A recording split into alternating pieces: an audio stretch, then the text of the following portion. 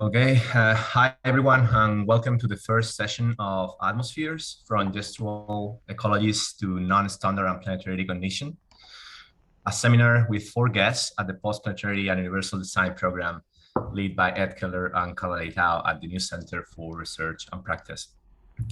The Atmospheres seminars function as a survey of a radically expanded concept of envelope, buffer, threshold, strata, layer, medium, shell, background, reaching from the surface of our planet where relations embedded into bodies, ecosystems, landscapes, and river systems extend out to move and travel on currents through aerial dust, hydrodynamics, global networks of information, flow, energy, and capital, onwards to the immediate near outer space of planet Earth.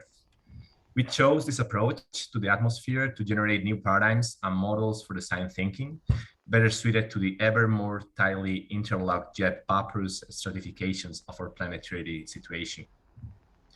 Our planet atmosphere, it is networked material, organic, informational, energetic layers, function has both a conceptual model and a vast superimposed circulatory system, which links bodies from the smallest scale to the body of the planet at the macroscale. Today, we face the challenge of articulating all design decisions against the pervasive and ubiquitous networks of a new nature. Consider a forest, a tree, a bird, a beetle, a bee, a bacteria. These different scales of species have intricate coexistences, and the very particular proportions of their bodies influence the coexistence between each other, up and down the scale. The feedback cycles promoted by these members in their ecosystems are in constant reinvention, spiraling what only appears to be equilibrium, but is instead a slow frame in a process of coevolution. We suggest that revolutionary concepts of sustainability and resilience may be found by deliberately interweaving path dependencies and potentials of another nature. Position, culture, and technology has aspect of a universal system. The atmosphere lectures are positioned to explore and catalyze planetary forms of relation, life, computation, and cognition, leading to a more robust model of the atmospheric system we live within, and possibly a more survivable future. So I will introduce the instructor for this seminar. Ed Keller is a designer, professor, writer, musician, multimedia artist, and independent scholar.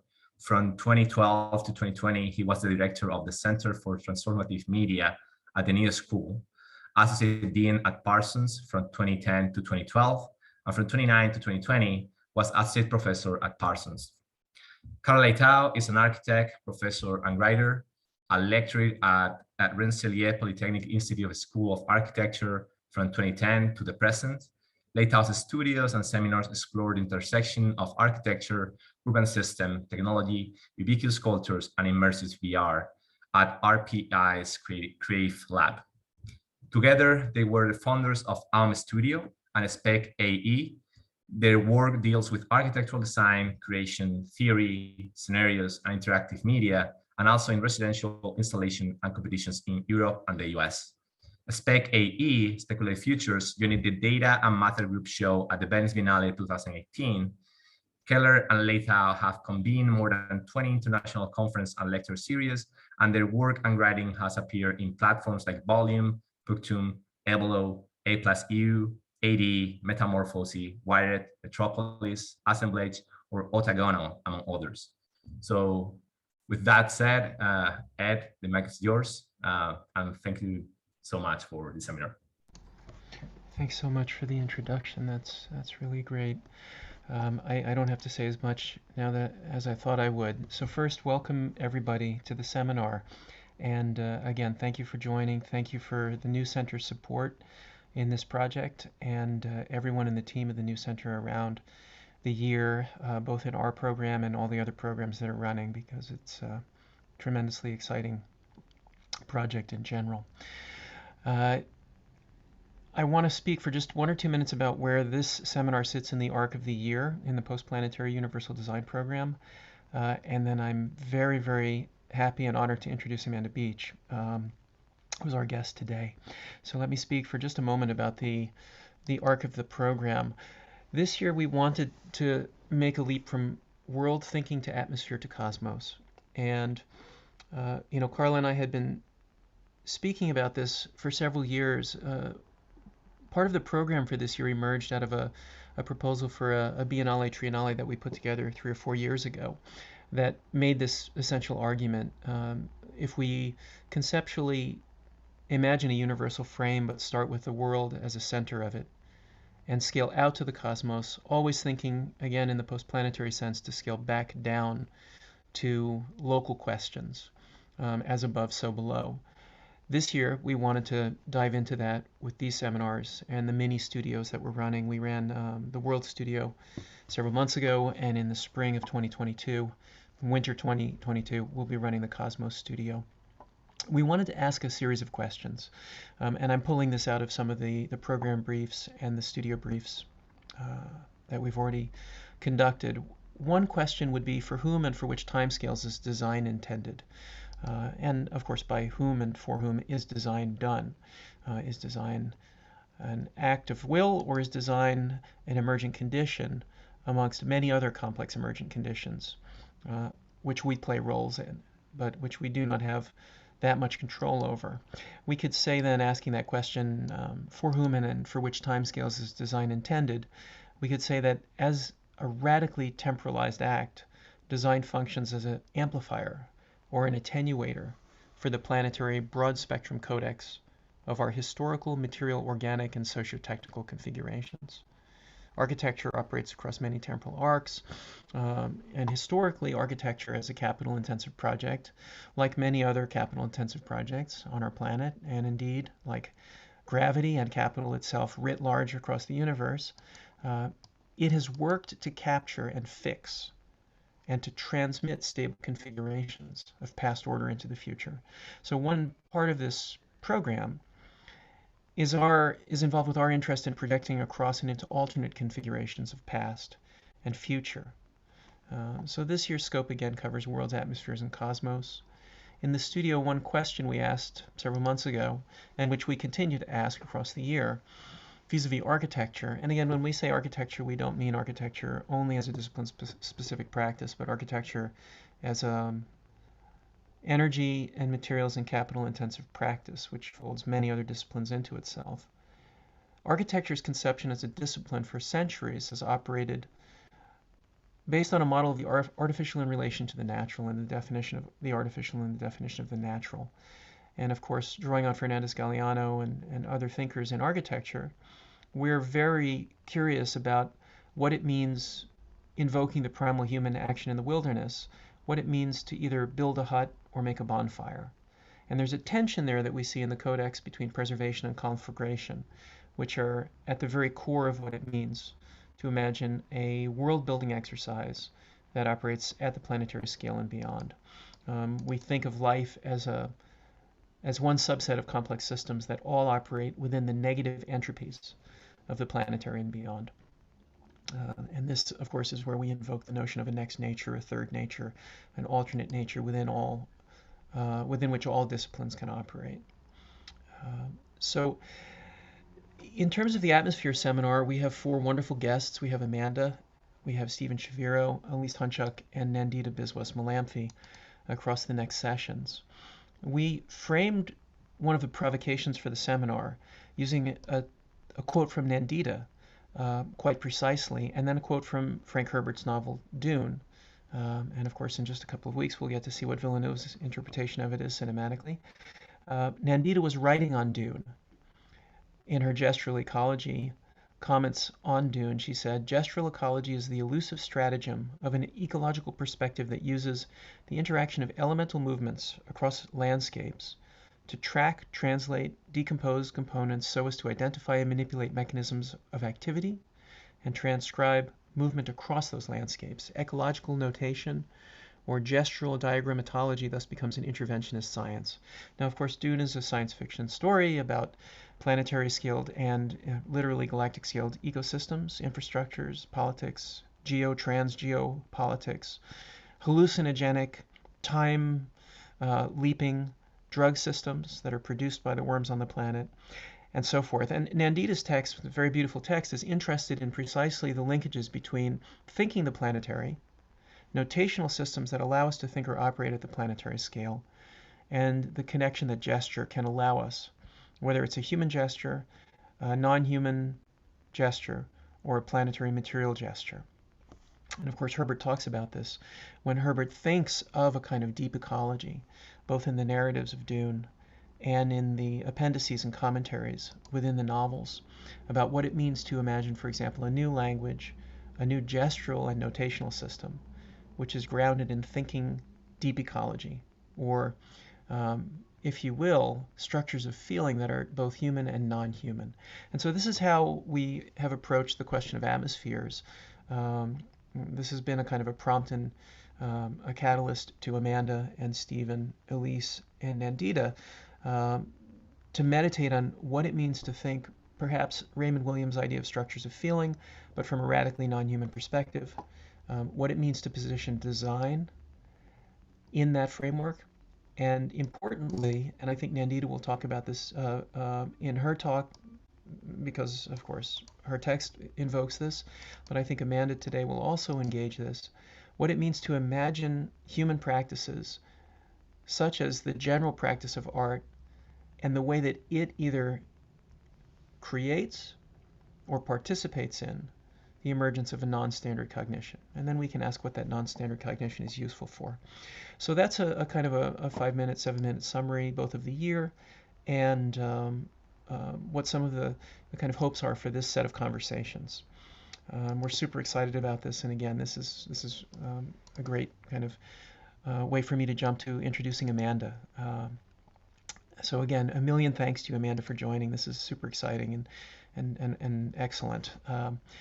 Amanda Beach is an artist and writer. Her work proposes a new realist politics of the artwork and its possibilities in the context of contingency and neo-rationalist conceptions of power.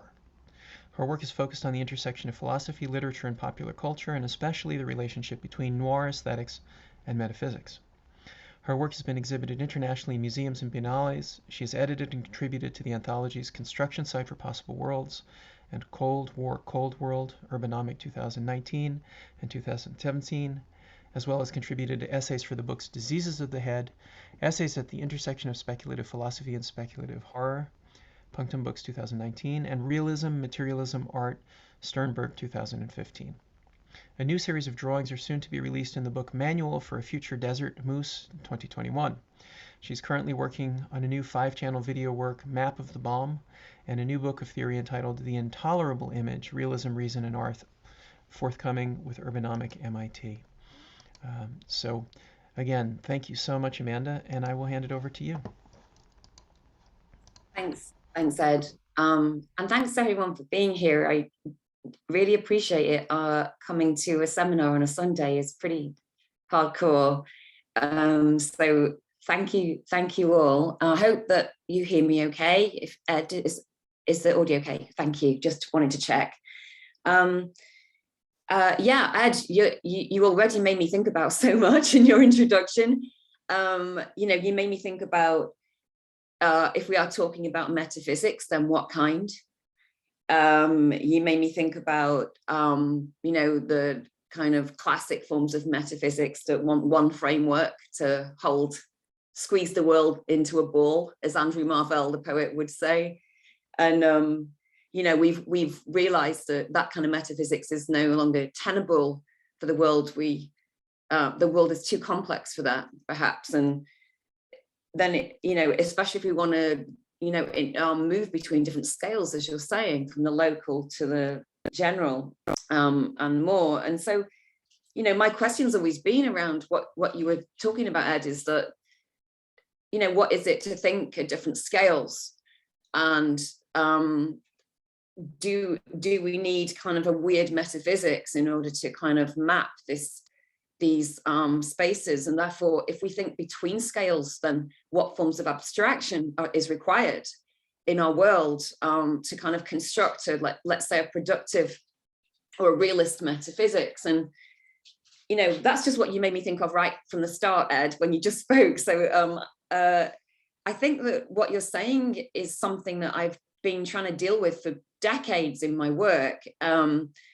Right from when I was an undergraduate student and didn't even know what these words meant, right? Because I was just sitting in my studio messing around. And And yet, you know, using philosophy has been really helpful to me as an artist.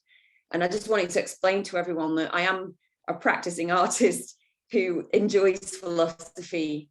I didn't train in philosophy. So if any of you in this room have done that, you probably have much more comprehensive and strong and responsible methodologies than I do, right? So I'll just say that from the start.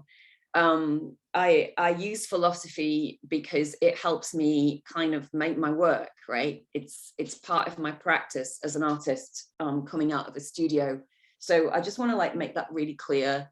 And then also to try and say that what I'm going to do today is a bit of an experiment, because I'm not going to do an artist talk, and I'm not going to do a straight like theory paper, but I thought I'd try and cross like strands, cross streams, and try and pull this together in some weird experiment. So I hope you've got some patience with me in terms of the method I'm going to try, and we'll see where it gets us. And I'd really appreciate it if, you know, you wrote down questions or thought about things, then we'll talk about it after.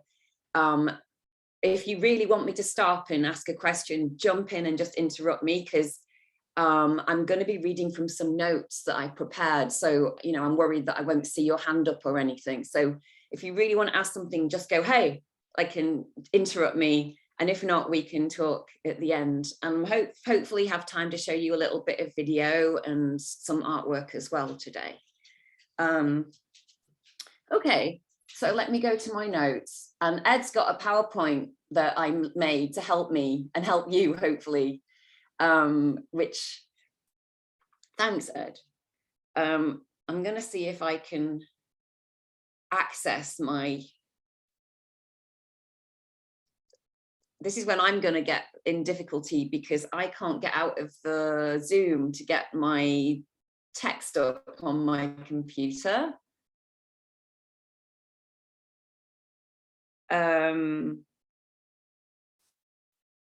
Yeah.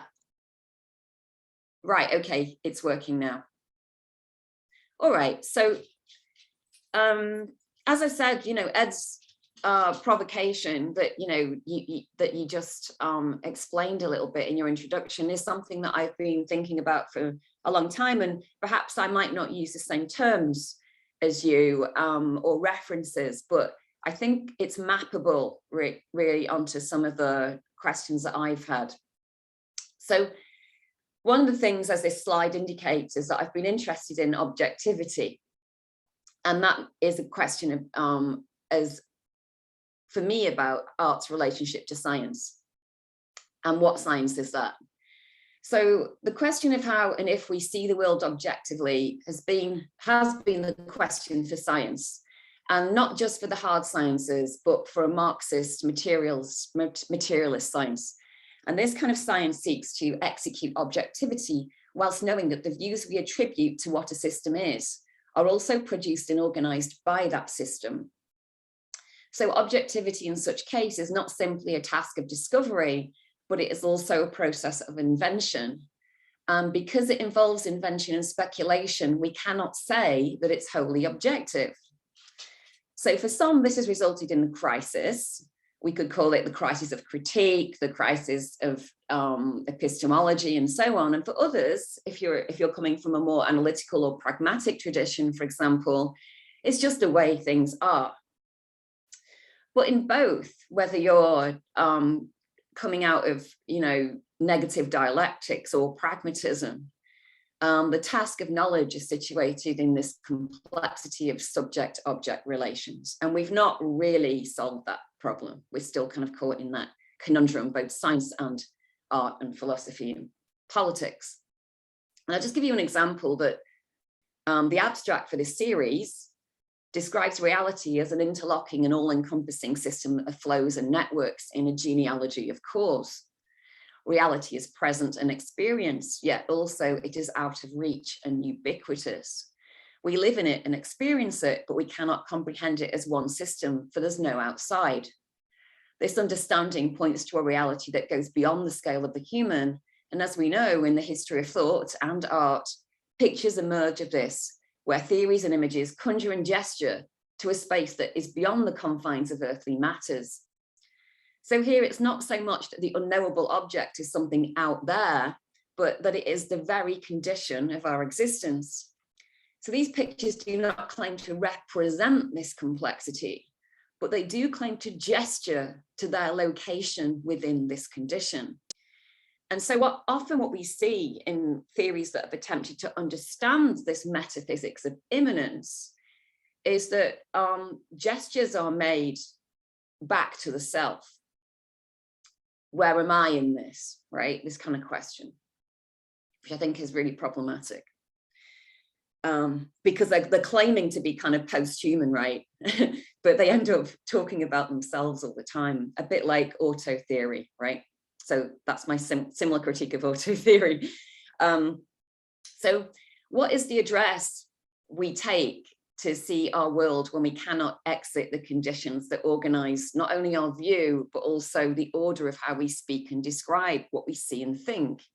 So in the history of science fiction, for example, as well as Marxist literature and art, fictions of other neutral or new worlds are annexed to see capital and its consequences from an oblique angle. But as we know, capital also colonizes these spaces. And I know this for a fact, the dreams of Elon Musk are driven by Jean-Luc Picard's cerebral world of unsalaried bodies, a military-based structure of equality that parallels in some ways Frederick Jameson's utopia. Our escape to other zones, territories, and registers defines the crisis that these spaces are also subsumed by capital, even if it is a liberal version of it. The crisis reminds us of capital's infinite capacity. This goes beyond simply planting flags in hills, for capital colonizes the imagination itself. This causes a crisis because the annexing of other spaces from which we see reality must necessarily be now jettisoned if we are so, seeking to be outside of capital. So we kind of give up on the idea of the outside. Does this make us give up on the condition that has driven the political thought, the thought of the political throughout modernity, kind of feel like emancipation, freedom from? If there are no other spaces, no exteriorities beyond capital, and capital has overdetermined all exteriorities to itself, then the question of understanding reality is either obscured by capital or organized by it. So the project of knowing reality is entangled within a scientific and an ethical endeavor. The very idea of this ethical trajectory connects this pursuit of objectivity to progress for a better world. This relation between knowledge and progress ensures that the scientific picture is inherently compromised by ethics, but also that a critical project must accommodate some bridging between a view of how things are and the ethical commitment to how things ought to be. The way we have diagnosed reality today cannot be done without some navigation between the reality that capitalism has generated and the idea of a world that is natural, disinterested, and real. Here we see two vectors of alienation. Indeed, the description of ubiquitous constraint that we observe when we look at capital as an infinite force is just as much attributed to nature itself. For example, when we can map our fate through purchasing our genetic code, and it is often hard to divorce these visions between like alienation in capital and the alienation of nature, when capitalism is capable of manifesting nature via ideology. So often, empirical science is being used to kind of understand like real nature beyond capital, like the way reality really is, in order for people to kind of find a way out of capitalist structures of thought. But it's increasingly hard to do that, one would say, in the world of neoliberal kind of techno-capital. So this aim to see the world objectively, but with us in it, is a desire to think this world as it is, but at the same time to engineer it towards greater forms of equilibrium, both at the level of escaping ecological disaster in a new breed of survivalism, and in combating the social inequalities we face in the political today. Thinking objectively has a purpose in the political today, but this is increasingly scaled down from the utopian thinking of new futures towards forms of surviving the moment, the future that capitalism writes for us in the present. This problem of how the possibilities for other worlds have been annexed by capital weighs heavy on any scientific realism.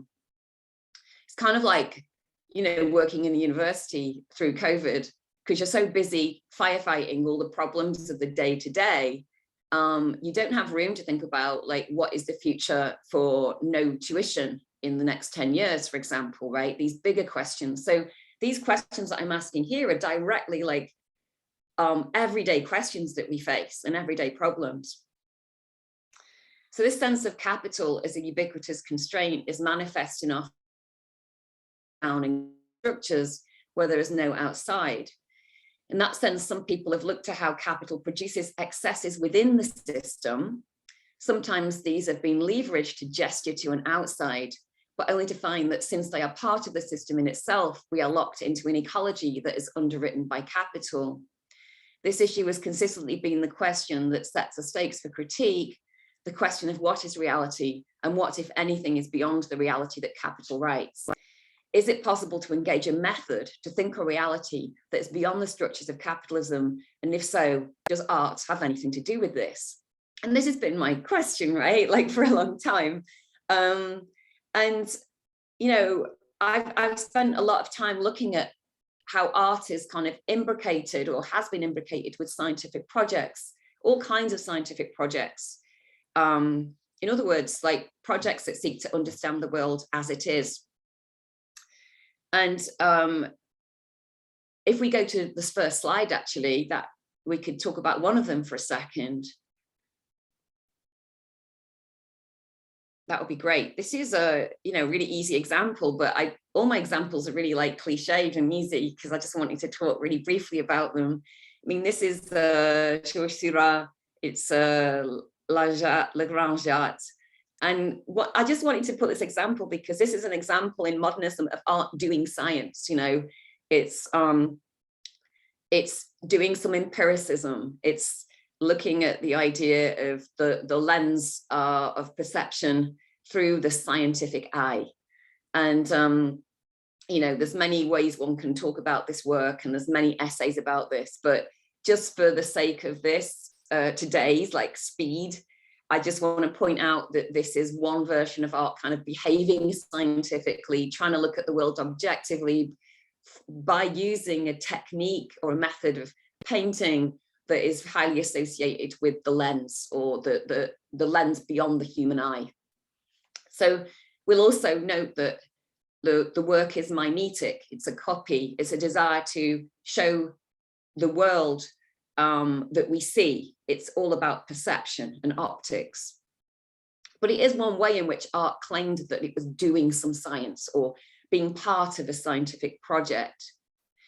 You know, Ernst Bloch and many others have written about how this is also a critique in the way that it's a kind of form of social realism, but also a form of critique of social reality. So in the sense that because Ernst Bloch would say it fragments the space and therefore it's critical of the constrained conditions of everyday life at this point in modernity. So that's one idea of art doing some science. And then the next slide I wanted to show you is a picture of literature or art, which is not doing science. Some science is done in the fiction of Dr. Jekyll and Mr. Hyde, of course, because it's about a scientist, the story is, who experiments on himself. But as kind of a piece of culture, it's an allegorical narration of the effect of science on life, right? It's saying science is doing this to us. So yeah, whilst it's like fascinated by science, it's an allegory of saying like, watch out for science. It's going to produce the monster, right? In a kind of fairly obvious critique. So that's another version of like how art would not do science, but create an allegory of its relationship to culture and life. And then the third slide I've got, which is my favorite, because I was just telling Ed, I love Basil Rathbone. He's like one of my heroes. This is Sherlock Holmes. And I just wanted to, note that, Sherlock Holmes was written by Arthur Conan Doyle in the late 1860s, which is kind of about the same time as all this other stuff is going on that I've just shown you.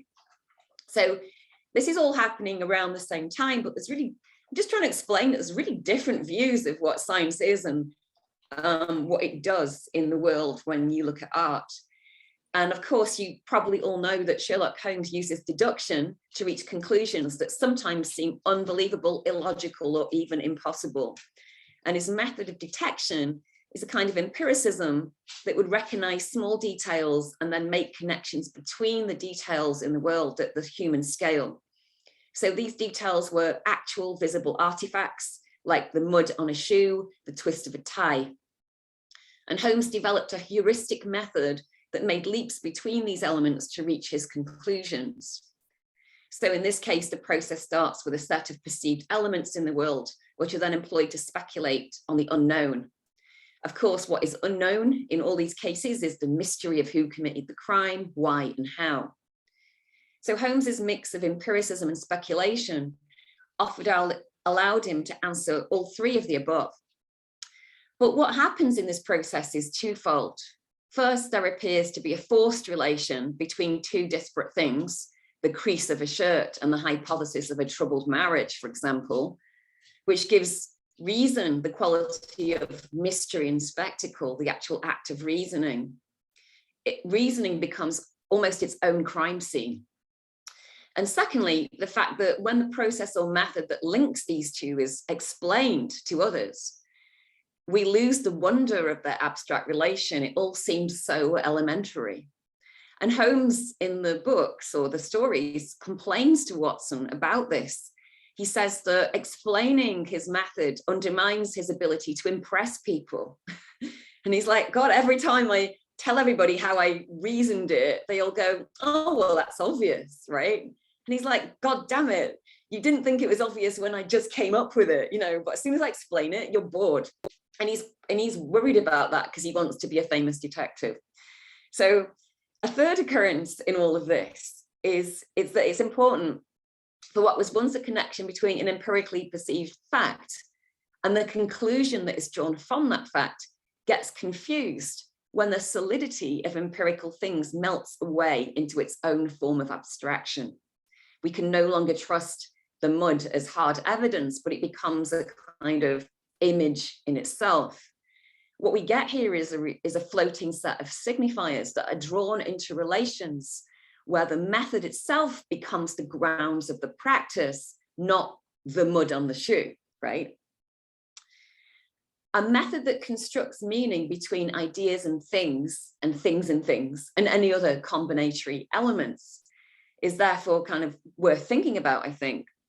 What allows us to see this is the fact that Holmes, as we know, is a fiction, just as much as all the other parts and pieces of his world.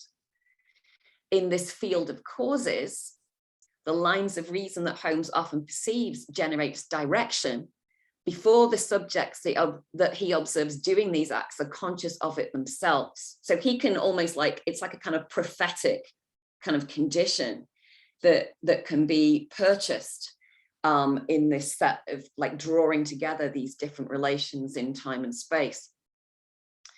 So this third extrapolation of science, like in Holmes's work, is interesting because it's not empirical despite its employment of empiricism. It's not transcendental, nor is it self-reflexively allegorical, as in the case of Jekyll and Hyde. It's not a mirror of the world, and it's not a picture of the world beyond us. It's a kind of scientific realism that is held within the bounds of fiction, but significantly it breaks the bonds of fiction as the method that is extrapolated becomes a process in the world, a new way to see reality. So this is something I've been kind of intrigued by in my work.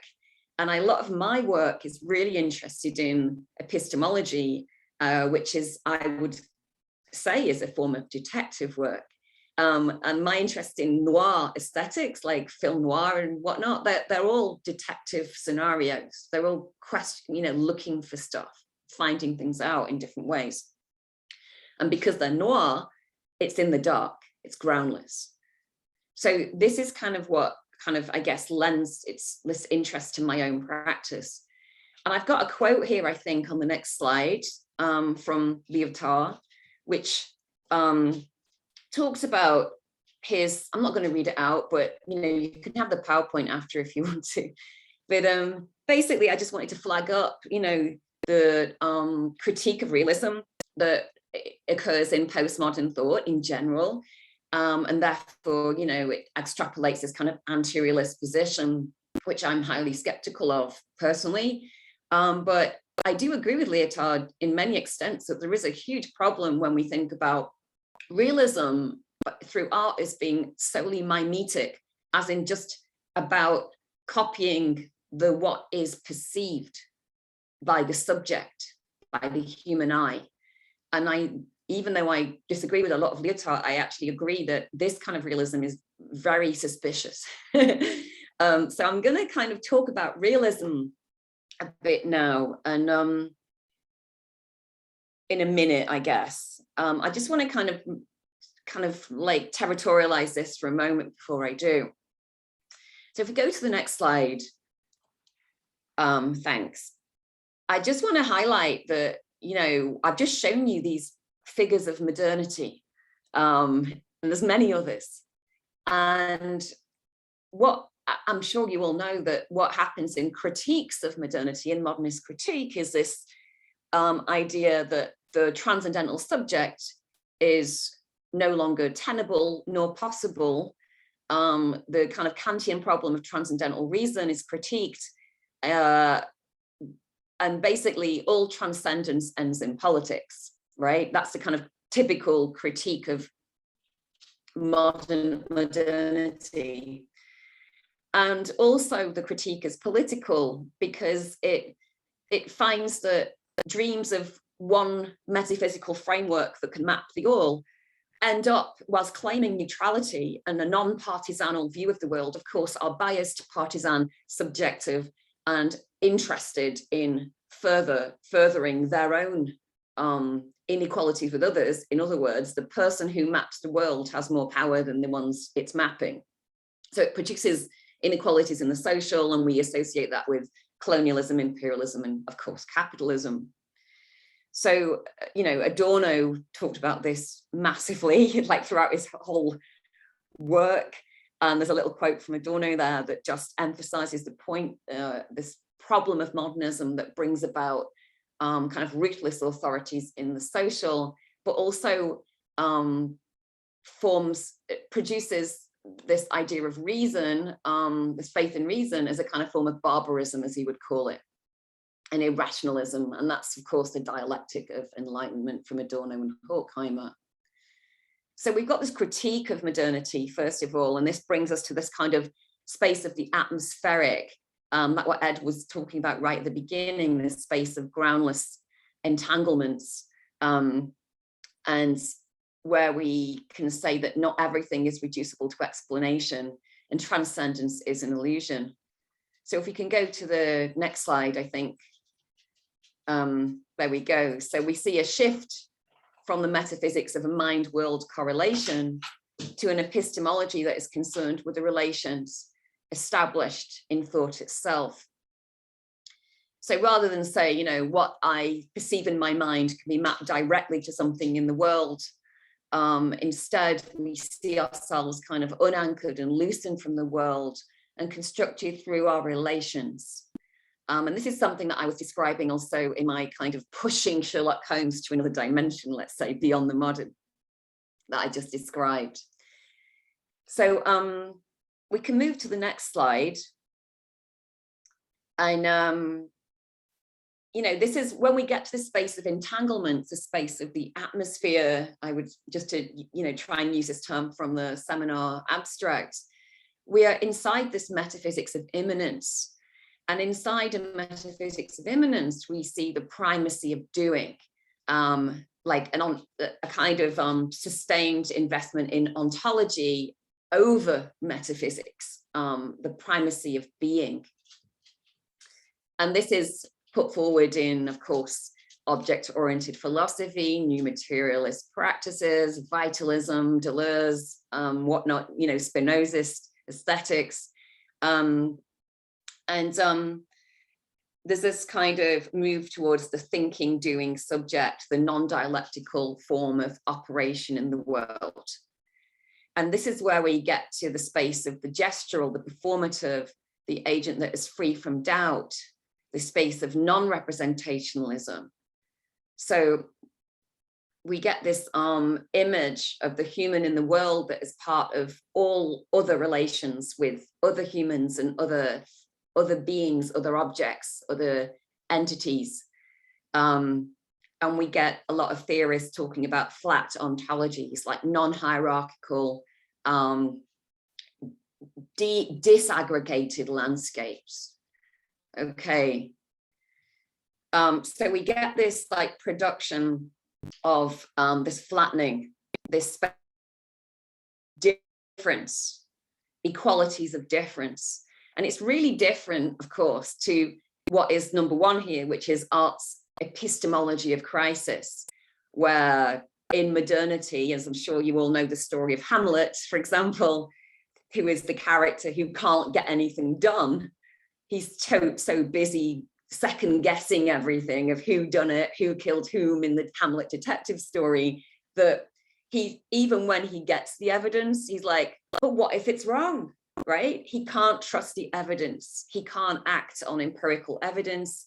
His own doubt dislodges all grounds, right? So it's the scene of human doubt produces this disaggregated landscape, and the human finds itself in crisis, in this field of uncertainty and instability.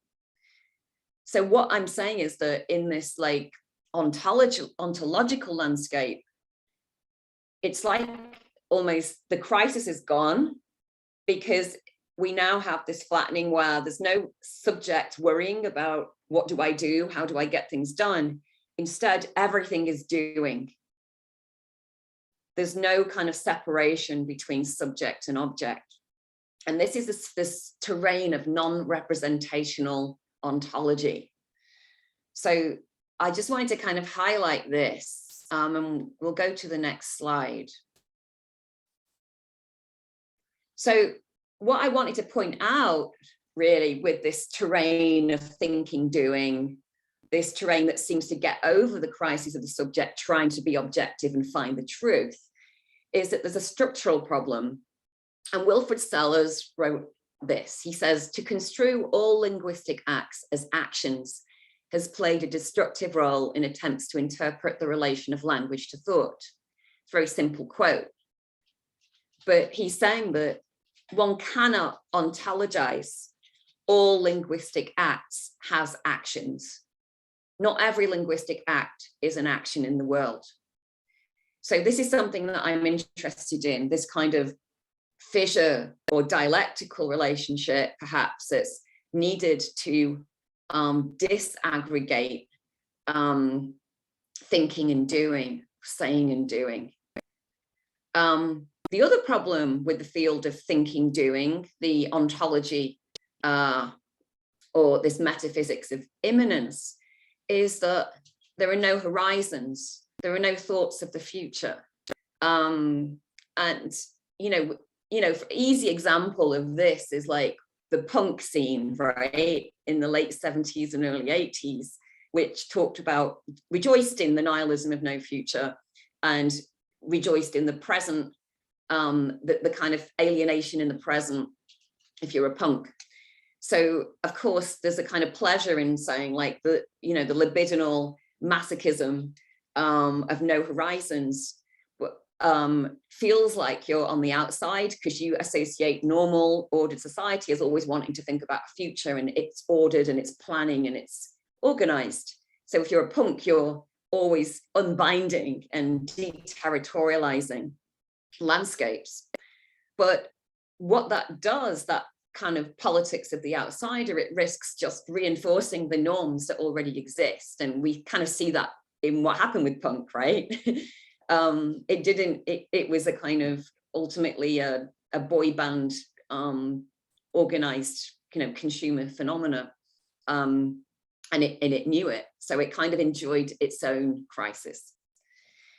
So you know, this plays out in art as well, because the epistemological question that art could indulge itself in, which is, you know, when I say epistemology, by the way, I'm saying, how do we think about thought, right? What is it to think about thought?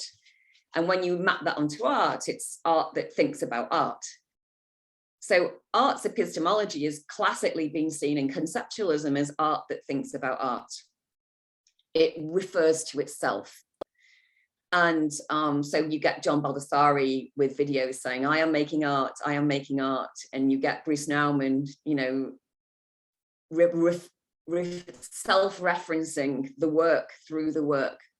And of course, you get this kind of spiraling tautological, let's say a regressive world of repeat. And this idea of self-reference gets naturalized as the way art should be. Art should always refer to itself. So it produces other worlds, autonomous worlds, but the worlds themselves, because they're self-causing, have no or little impact upon the world as lived in everyday reality, nor do they have any real connection to the world that thinks what is, like the scientific world. So I think that's a real crisis for art. And I can talk about this later if you want to ask me more about it. So let's move on to the next slide. Okay. So with all that, you know, it leads me to say, well, you know, how can we think about a Marxian project of science for art? How can art participate in science if historically it is done as via empiricism, like with, you know, Sura, and it produced social realist copies of everyday life via technological means? And how does this engage art with a project of knowledge that actually expands what knowledge is, rather than just copies what we humanly perceive reality to be in front of us, like phenomenal reality? And we can say that whilst art is able to gesture to the space beyond knowledge, which is like talked about in theories of the sublime and process-based thinking and doing, it cannot explicate its relation to non-knowledge. And it cannot say anything about the structure of reality in itself. So it's all well and good to say, well, art's just praxis, it's thinking, doing, it's all naturalized. But what nature is it appealing to? What is this nature? And it's by saying that art's just natural and it just does what it does naturally, it doesn't understand its relationship to the claim to nature that it's making. It can't produce a constructive epistemology to think about nature. And therefore it risks, you know, producing a nature that is, of course, engineered and constructed by other forms of power, such as the structures of capital, that it can't interact with or disagree with. So these are the kind of questions that I kind of go to work with in an everyday sense when I'm thinking about making some art. And I'm going to talk a little bit about Althusser now, because even though Althusser didn't really write about art, and when he did, it was horrible. Like, he really didn't like it. But I have always been intrigued by Althusser, despite how this might be unpopular, right? So I used to read Althusser when everybody would go like, what? Why are you reading Althusser? So I'm going to talk about Althusser for a bit and maybe explain to you why it's kind of interesting for me. And I've got a quote from Althusser, I think, on the next slide. Thanks.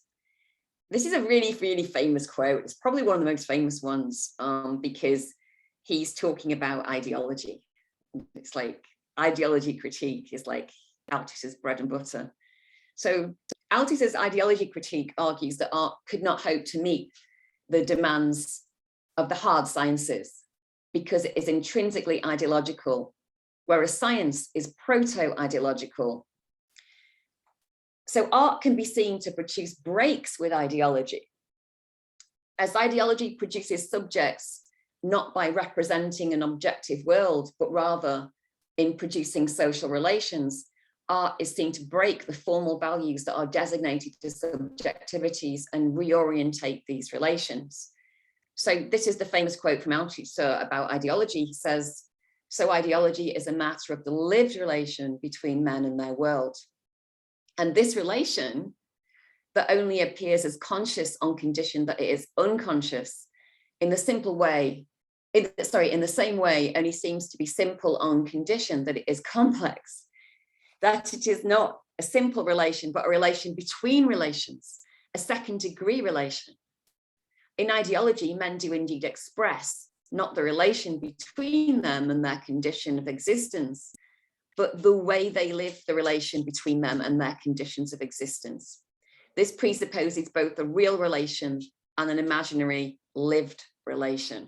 So that's really complicated, I think, when you just read it out, but when you start to break it down and, or just kind of get to the kernel of this, we have to think about forms of abstraction that we make to bridge the understanding across these different relations between the lived and the imaginary, the relations of the relation.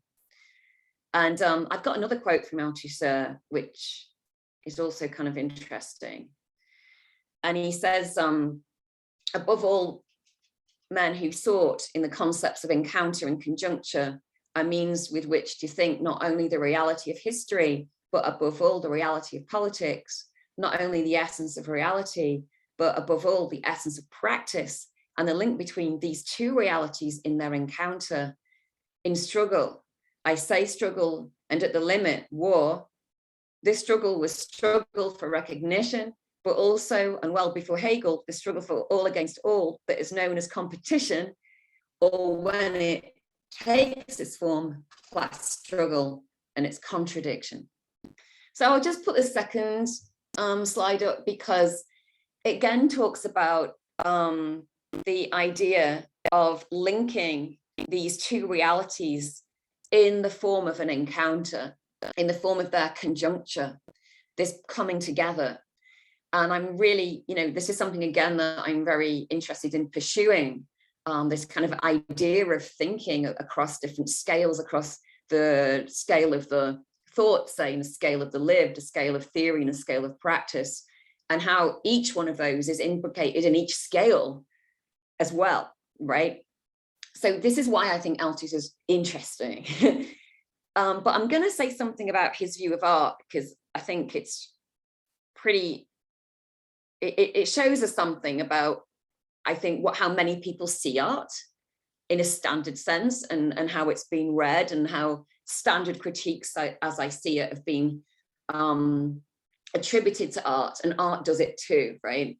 I'm going to try and explain that. So for Althusser, art does not resolve the problem of this crisis between what we say about the world and the world in itself. Art doesn't do science, right? For Althusser, it is not a place where knowledge operates or can be found in a scientific sense. Althusser writes on this relationship between art, knowledge, and ideology, and I think I've got the slide for this, Ed, if you can do it. Yeah, he says, art does not give us knowledge in a strict sense, but what it gives us does nevertheless maintain a certain specific relationship with knowledge. Art can make us see, perceive, but not know something that alludes to reality. So what is it that art makes us see? And he says, the ideology from which it's born, in which it bathes, and from which it detaches itself as art, and to which it alludes. So art for Althusser doesn't do anything in terms of producing knowledge, but it does allow us to know, in a sense, because it's not interested in allocating what is an objective world. So art deals in the scale of the human, unlike science that can deal with the abstraction of structures. Art does not shed light on the nature of ideology, but moreover, it just tells us that ideology exists in the world. In such respect, art is not only distinctive from science, but also from theory, and specifically Marxist theory. which requires this autonomy to produce a particular form of vigilance over creeping idealisms that permeate scientific work. So remember, you know, Althusser has to have philosophy is the kind of watchdog over science to make sure it doesn't slip into dogmatism or idealism. So, you know, science is like proto-ideological, it's always falling into idealism, whereas art's always already idealist and ideological. So art is unfree from its attachment to the ideological production of subjectivity, but at the same time, it can manifest a relative form of freedom because it produces different forms of ideological construction. And he says the relationship with knowledge is not one of identity, but of difference. So how does art do this for Althusser? Well, it's by being internal to ideology as opposed to philosophy or science, because they're not, right? They're outside it, but but art's always inside it. And art expresses new ideologies and can be seen to break with existing ideologies after the fact. So importantly, art doesn't know it's doing this. Art is blind. It is only producing new ideologies because it is ideological, in a sense. So art produces pictures of a world that are intrinsically pictures of a second-degree relation, but it does so within the vectors of capitalist ideology. It produces worlds and overrides given worlds inside the holistic space of ideology. Its worlds are not worlds that are consciously established to claim a relation between the artwork and reality in itself. So it's not a kind of act of, you know, scientific metaphysics, nor are they worlds that are scientifically equipped to see the world objectively. So these worlds that art produces are estranged and floating in the material world. So art is a lived and apparently intuitive expression, as opposed to a conscious explication of both vertical and horizontal relations between the social production of subjectivities in relation to each other, as well as the relations between intersubjectivity and the conditions for this existence. So remember that for Althusser, art is not something that operates by concepts. It has no self-conception. It does not say, I am ideological, therefore. It presumes it is not ideological, but it is. And it produces these ideological breaks by producing new ideologies. So it's never outside of ideology. And it's only for the viewer, right? The person on the outside looking at the artwork or experiencing this new thing in the world where they say, oh, that's a different ideology. Therefore, it's revealed to me the illusion of the previous one. So it's a kind of a historical process for Althusser. But I'm going to say that this theory turns out to be a pretty weak definition, right, of art and critique. And he often, you know, the only way he can talk about this is by constraining it to real, you know, old forms of realism, like mimetic forms of art, such as Balzac and Tolstoy. But he says that they allow us to see the world as if from an outside perspective, but they're kind of, you know, realist novels that map everyday life. So, you know, he says not all art can do this, because he says mediocre art can't achieve the detachment that realizes the lived world in its fictions. So he does have a hierarchy of art. He thinks that this kind of modern novel is the best style. So even so, you know, I'm highly skeptical of this view of art. Like, I have a real problem with it. So even though I just told you that I really like his theory of relations, and that there could be a critical relation between the lived and the imaginary, of course, he's saying art can't do that. Only philosophy can do that, right? And instead, art just copies reality and accidentally produces breaks with ideology. So art's blind. It's not self-conscious. It does no epistemological work. And it's only kind of accidentally in league with science, right? So it's a pretty dismal view of art. So art's alienated from real difference. It cannot see the rupture of the ideological to glimpse the non-ideological, even though it produces it. The difference must be acknowledged from the outside beyond the time of the artwork. So what makes art ideological for Althusser is that it fails to engage in forms of scientific knowledge because it's without concepts. It doesn't think, it doesn't do conceptual work. Art is namely phenomenological and pathologically humanistic. It's always tied to the political motivations of the author. It can never attempt reason as a form of neutrality and objectivity. So yeah, it's not great. So I want to now just say that someone called Robert Fowler, a theorist who's working today and doing seminars on Zoom and whatnot, he loves Althusser's view of art, right? Unlike me. And I just want to tell you what Robert Fowler says about this and how I think it's not good. So I'm just going to tell you that Robert Fowler, he wrote this essay called The Efficiency of Ideology and the Possibilities for Art. And he writes, I think I've got a quote actually in the slide, Ed. Yeah, he says, Althusser's thesis that art does not produce a knowledge of ideology, as does science, but makes people perceive ideology, should be read as a groundbreaking insight into art's unique possibilities of political efficiency due to its formal means. So he says that because art's ideological, it's great. And in fact, it's the best thing that art can do for its critique. So art should not seek to think about its relationship to science, but instead should be embracing its ideological, non-neutral, partisan, subjective condition. And he says that, I'm just going to skip forward because I know we're running out of time a bit, but he's basically saying that art should embrace ideology by adhering to norms in the world. And he comes up with this theory that is basically a theory of irony. And I'll give you an example. It's not what he uses because I'm just riffing on it now. I'm not going to read from my notes.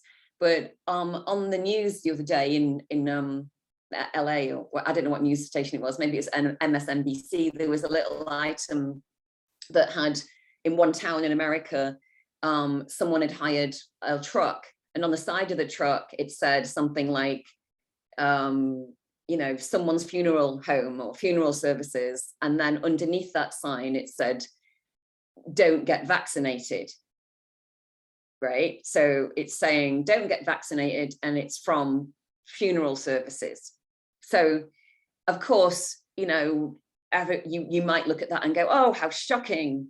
The funeral services are making money by asking people not to get vaccinated because they'll die of COVID and blah, blah, blah. But of course, if you've got any kind of in on it, basically we are pretty much, sophisticated readers of language and understand that that's ironic. And yes, it was an ironic kind of ad by a campaign to try and get people vaccinated, right? So that's just an example of irony at work in the social, and we all really read that pretty easily and go, oh yeah, well, I understand that. Whereas what Fowler says is that, that moment where you might just read it first and you go, oh, that's awful. A funeral home wants us not to get vaccinated. He wants us to stay in that moment and not go, it's irony, right? He wants us to stay in this literalist moment of believing that it's true. And he kind of says that, that's not an artwork that I'm talking to you about. It's a piece of advertising. But similarly, if art adheres to, say, an evil message or a fascistic message or something like that, he says it confounds both the left and the right. The left-wing people would go, oh, that's terrible. And the right-wing people go, someone's appropriating our language, which dislodges our power over that language. So Fowler's critique is a standard, ironic critique. It's like, let's do irony. So for me, it's worrying because someone who agrees with Althusser's view of art, the only way they can see it being leveraged in today's culture is through irony.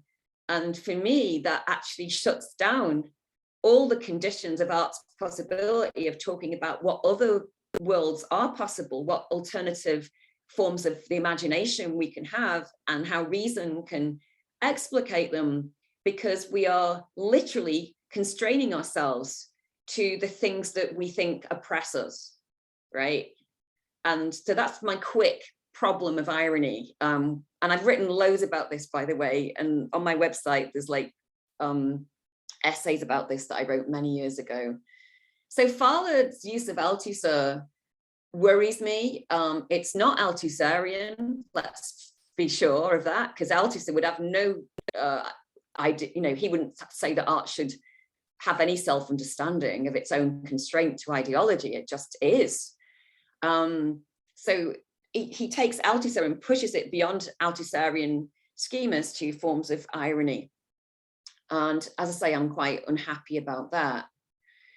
So if art isn't doing irony, and it's also not doing blind ideological mimesis in terms of social realist modern novel production, right? Because as I say, I agree with Lyotard, that is a problem. So what is it doing, right? What can art do? Again, if it's not reproducing the world by means of optics and perception, or just narrating, you know, the world of phenomenal reality, what does it do? And if it's not being ironic, in other words, not talking about the kind of ubiquitous oppression of capital, then what does it do? What grounds does it take, and what methods does it progress with? So I'm going to tell you a little bit, like as we finish now, a little bit about two works. I'll do it super quick. And I know that Ed's got the Vimeo links for these works, so if they don't work, you can watch them after. Covenant Transport, Move or Die was made in 2015. This is when it was installed at the Baltic Museum of Art in the UK. And I think we've got some slides of it in the venue kind of thing. You walk through this little door and you end up in a space. So Ed, if we could go to the next one. So it's a 5-channel video installation. There's one huge screen on the right. There's 4 small screens on the left. The left screens are kind of very graphic. They're deliberately crappy graphics, like the ones that you have outside a nail bar, like LED kind of stuff. And the video was shot in LA, but also in Marfa in Texas.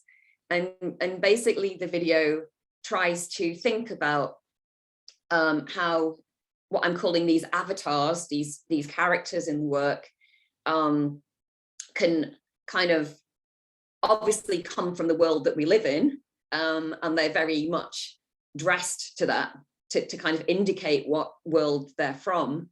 They are all wearing t-shirts from bands, from albums from bands that were made before 1989, which I consider to be the world before irony took over. The world where if you wore a band t-shirt, they actually went, oh, you like, I don't know, the Icicle Works or something, I don't know, you like, but whereas of course, you know, I went to get a donut, pre-COVID this was, I went to get a donut in Highland Park in LA, and somebody had on, oh, what did they have on? I think it was a Joy Division, I don't know, Stiff Little Fingers t-shirt. And I said, oh my God, you've got a Stiff Little Fingers t-shirt on. I haven't seen that for years. And they went, what's that? You know, they didn't know what it was. They just thought it was a nice picture. So, you know, we live in quite a different world now in the relationship to how we work with signs. We don't expect something that we see to mean what it is supposed to mean, right? And that's like an ironic landscape. Whereas pre-89, it was kind of different. So I wanted to think about this time, but also how thinking from that space with these young people who obviously can't have been born, you know, they're born recently, right? More recently than that, they were born post 1989, but also how these people in the video talk to the imbrication of reality as it is lived, the reality we see phenomenally in the world, but also the reality that we can say is how things actually are, like what it is in itself. and the characters are like navigating constantly between these conditions of both scientific observation and data analysis without empirical grounds. But what is a logic? What is analytics without ground? And also talking about this groundless space of capital. So it's called covenant transport because, of course, a covenant is something you sign before you even, you don't sign it literally, you're born into it. It's a theological expression, of course. So you're born into a contract with transport. You're born into a contract where mobility and flexibility and flow and flux are not only the norm, but they are the precise regulations by which we live today. So that they are the conditions. Transport, which would once be the emblematic of our freedom, is of course the condition of our success. So I'm going to just show you like 3-minute clip of this video, and I hope it works. So I'll share my screen, and let me stop screen sharing here, and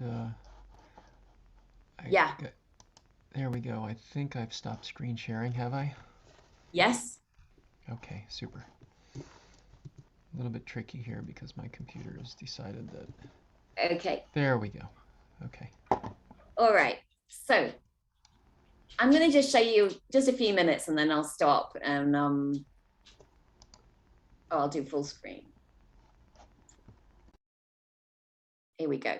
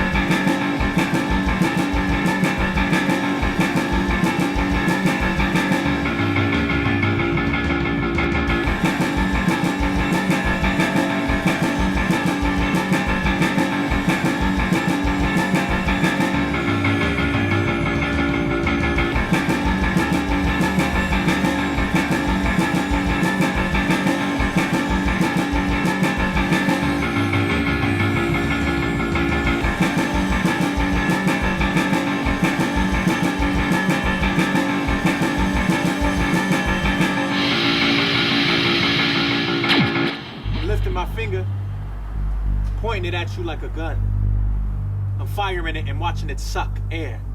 We can do this the easy way or the hard way, motherfucker. The easy way or the hard way, motherfucker. The easy way or the hard way. I'm packing double like I'm some motherfucking detective. Kiss it. Questions with no answers, strategy for a new beginning. It starts out in a warehouse facility, where the hidden objects of history, the relics of our future, the disregarded, the protected and conserved, amalgamate and fester. The storage facility is an apocalyptic landscape, a birthing space for things anew. But we forget that it has law already, and this law must be known. Thought is no more real than what I use to represent it. I'm driving between two cities, pumping up all the visual values, and I'm telling you what's going down. And I'm moving my head and shifting it down to connect in with the data stream. I'm pointing out all the exits in the direction you should be headed. My predictions are risk-free.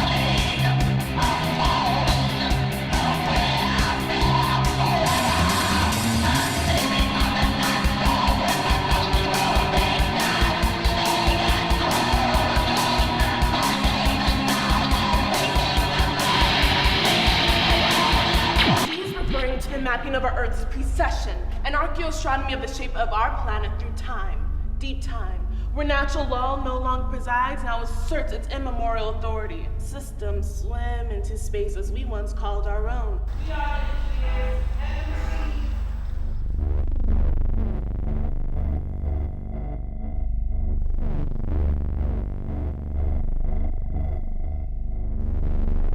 We manage the future and our predictions are for sale. Speed is never an issue, but we have to manage direction. It's our specialty. We plunge into a full-on Darwinian environment. We pick out the data streamed for you.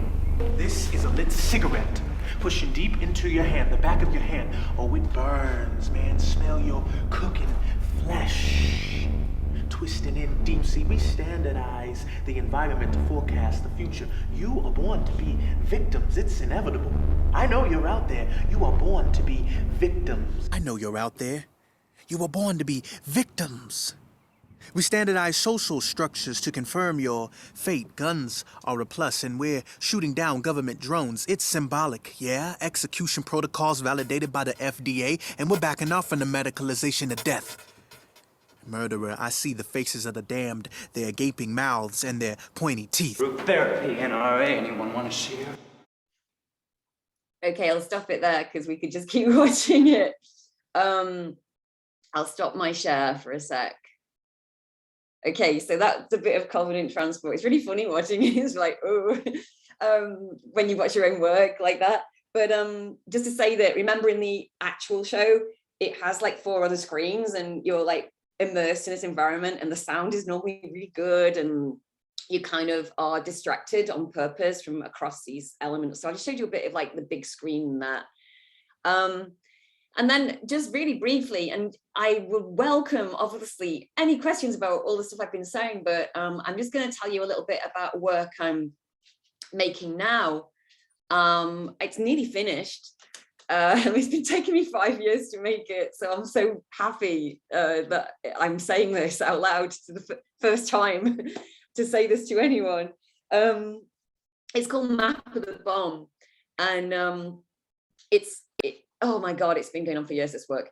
But anyway, it's in final post with the sound now, and I've got like half of it done, and I showed it to Ed a few weeks ago, and so I'm nearly finishing the second half. And it's a 5-channel video installation. It's 1 hour long. And I'm going to maybe show you the first couple of minutes of it. But basically, the ideas that I've been working with, surprise, surprise, they're really the similar ideas to what the other work was dealing with, which is this question of how, what it means to understand what reality really is with different conditions of science. So for example, I've told you a number of scientific kind of methods like today, like the ways in which we can think about science, like a Marxist materialist science, empiricism, and, you know, Althus's kind of art as pseudoscience kind of version. And I guess, you know, in this piece, I cast 4 actors, and each like set of actors, each 2, like each couple do the same script. One couple was in Beirut, one was in America, and I kind of cut it together. And I was really interested in harmony and noise, questions of what is unity. And also, as I've been saying, and I hope it's been really clear, that I'm not afraid of talking about unity, and I don't see an ethical project of unity in terms of the understanding or of as bodies as being somehow connected to totalitarianism, fascism, or working colonial forms of empire and capital. I think we should be talking about unity and equality and emancipation properly with each other. And I think a lot of critiques that have focused on difference have complicated that in some problematic ways. So this work, the male and female characters, for want of a better word, they're based on the characters of Hedy Lamarr and Georges Antheil. Georges Antil was famously the composer of the Ballet Mécanique, one of the first automated pieces of music for player piano. And Hedy Lamarr is a very famous Hollywood star from the 40s and more. She played Delilah, I think, in the epic in the 60s. And basically the reason I was interested in them was because they were experimenting together in a music. She would go around and hang out with him, and they would go on the piano together and play. And they played different octaves at the same time. And she realized, well, they both realized that that could produce a certain kind of coding, a certain kind of encryption. And I'll give you an example, which is really simple, which is, say if I'm on my radio now and I'm tuning into 97.7 FM, and I ask all you to do the same, and I send you a list of where I'll be on my radio station, my broadcast, and I'm broadcasting on 97.7 FM for 1 minute, then I'm going to jump to 96.2, then 10 seconds later I'll jump to 104 point whatever, and I will keep jumping around, and you know the code and you jump with me, right? So we're jumping frequencies together, and I'm broadcasting, and you get to hear my whole message, and I can talk to you as well, because we're on the same wavelength. We're jumping octaves together, right? But if someone tries to tune in to hear us, they just hear like a little bit of us and then nothing. And if we jump super fast, they kind of can't hear anything. It just sounds like noise. And that's called spread spectrum frequency hopping. And it's basically what Hedy Lamarr and Georges Antil invented. And it's a high, speed encryption frequency coding. And basically it's what invented Wi-Fi today and cell phone technology. So every time you use your cell phone, you're frequency hopping with the person. And that's why we don't drop calls, right? It's like, in the old days when we like drop a call in a movie and like, we lost you, operator. Well, you don't need that because we're doing high speed frequency hopping. So they invented this mechanism that revolutionized communication for us. And it really changed everything in the world. How we think about what communication is and how we communicate. So taking this example of a revolutionary form of communication that was born in an art studio, right? So the practice of art produced this kind of huge thing that now has transformed all our lives. Well, that in itself is interesting to me.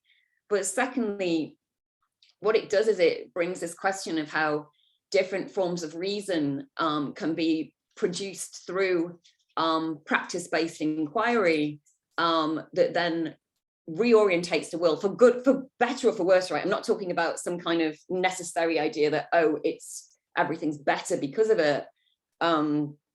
It's just a mechanism, right?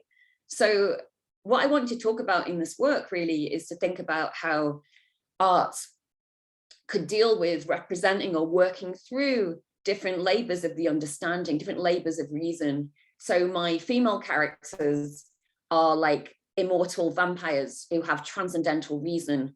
They can see everything in the world across time, and they've been involved in everything in the world.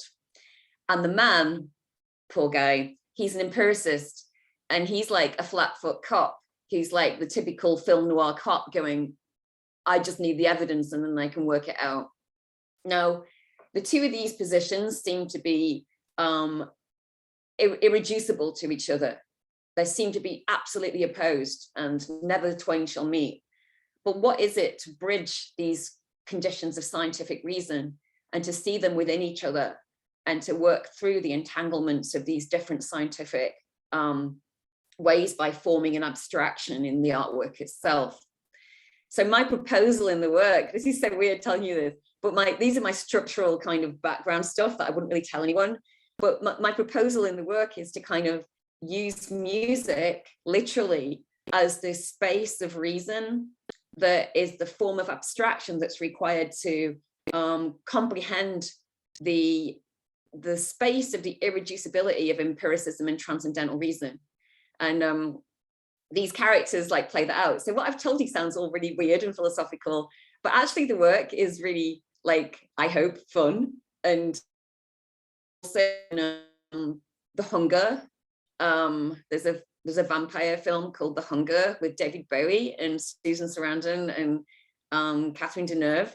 So the film is really a lot of reshooting of bits of that film, and the music that was made for it took years to make. And it was made with this analog synth called the Surge synth. And there's only one of them. And what's interesting to me is that synth music sounds digital, right? It sounds like repeatable, pattern-based, automated music. But actually it's an analog synth, and you have to learn to play it like you would any other like flute or a guitar or whatever, and you can't reproduce the same sound exactly. So it has this kind of dissonant aspect to it in its analog capacity, but it has a dissonant aspect to it because it sounds non-human oriented. So the two aspects of the Surge synth became super exciting to me, and I spent, like I say, a couple of years with a collaborator called Avin Kang, who's an amazing musician, working on this piece of music. And now we're going to make an album from the soundtrack. Yay. So I'm really excited. So sorry to go on about it, but it's because it's a new work and I don't know when to stop. But I'm going to show you a little bit of it and we'll see how we go. I mean, of course, I'm not going to show you too much, but you can have the link to the Vimeo to watch it. Okay.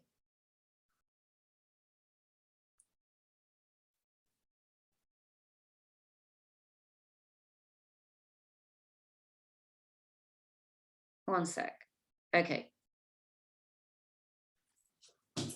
You can tell it's never been shown before because I've still got all my post-production in it.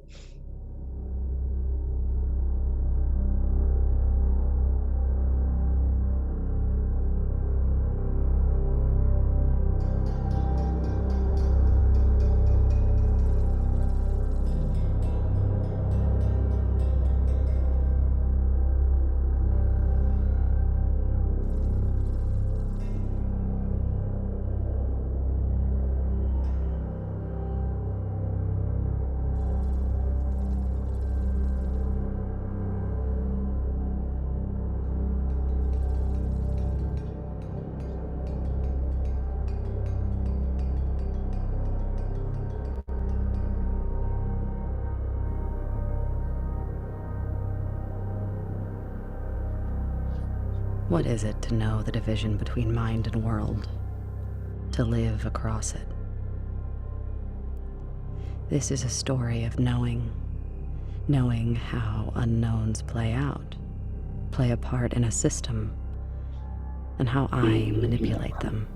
But the language that we use to explain these factors remains distinct. The revolution has its causes. Reasons become the effects of revolution. These systems engineer and feed our need for popular, natural, and unpredictable events.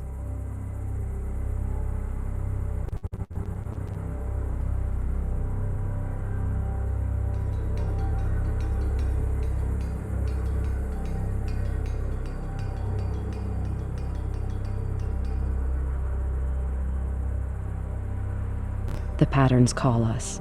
They register only at the level of noise and abstraction. It is another language that we have yet to understand as a language. It says this: worlds are made. Worlds can be destroyed. We make patterns. I know it was all meant to be. You never had any choice.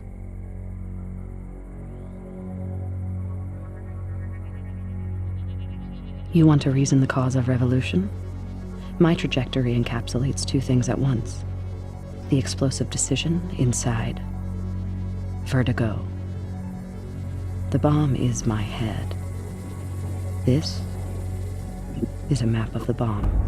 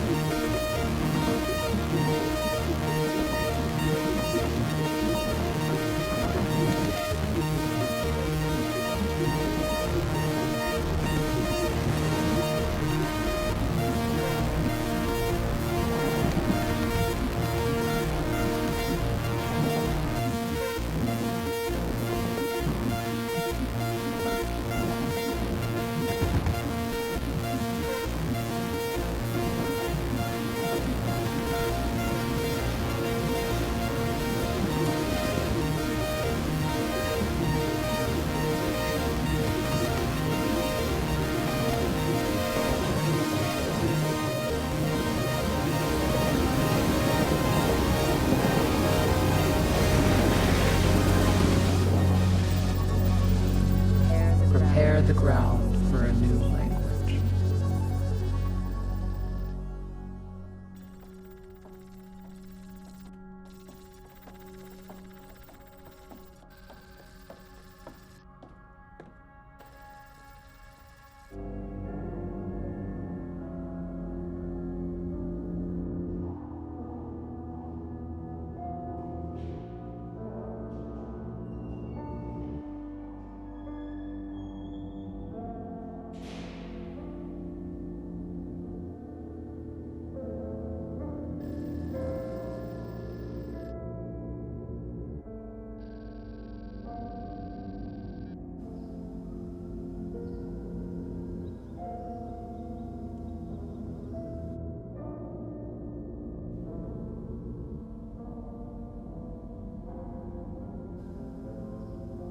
Is that the Herald?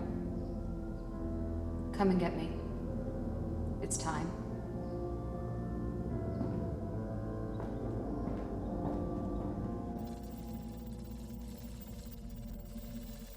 I became a benefactor.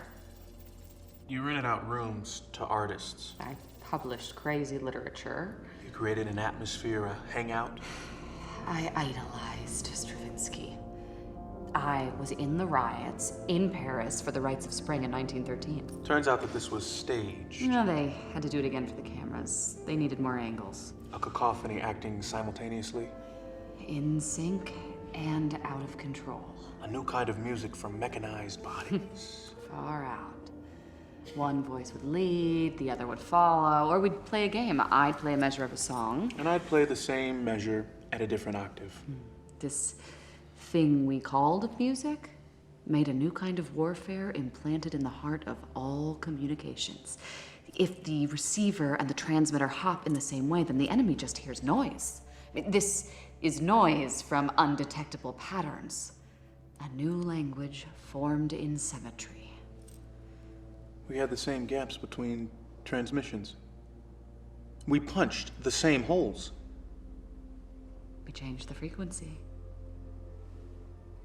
Controlling the military with Chopin.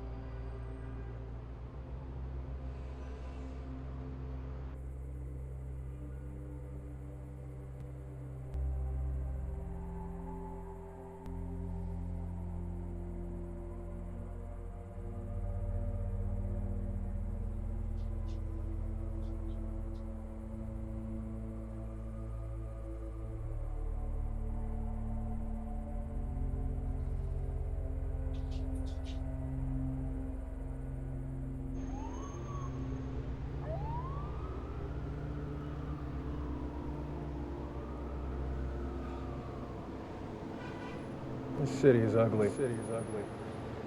Messed up. First cop I saw needed a shave. I had an appointment here a decade earlier. And here I am.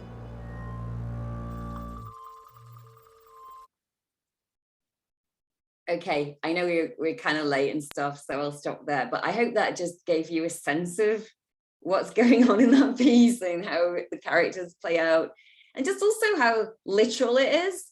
Or it's like, I like making really literal work, like the work just says this is what it, it's really kind of clear.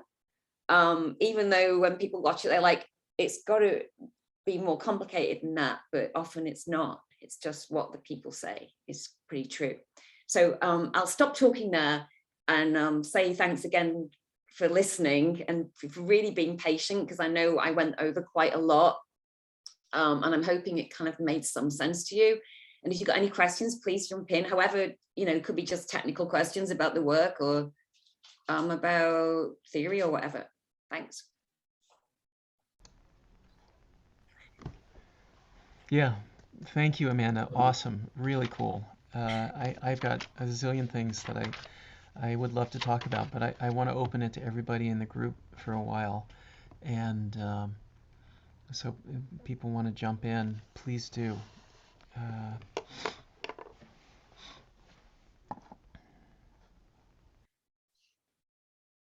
We can take a deep breath here and then jump in.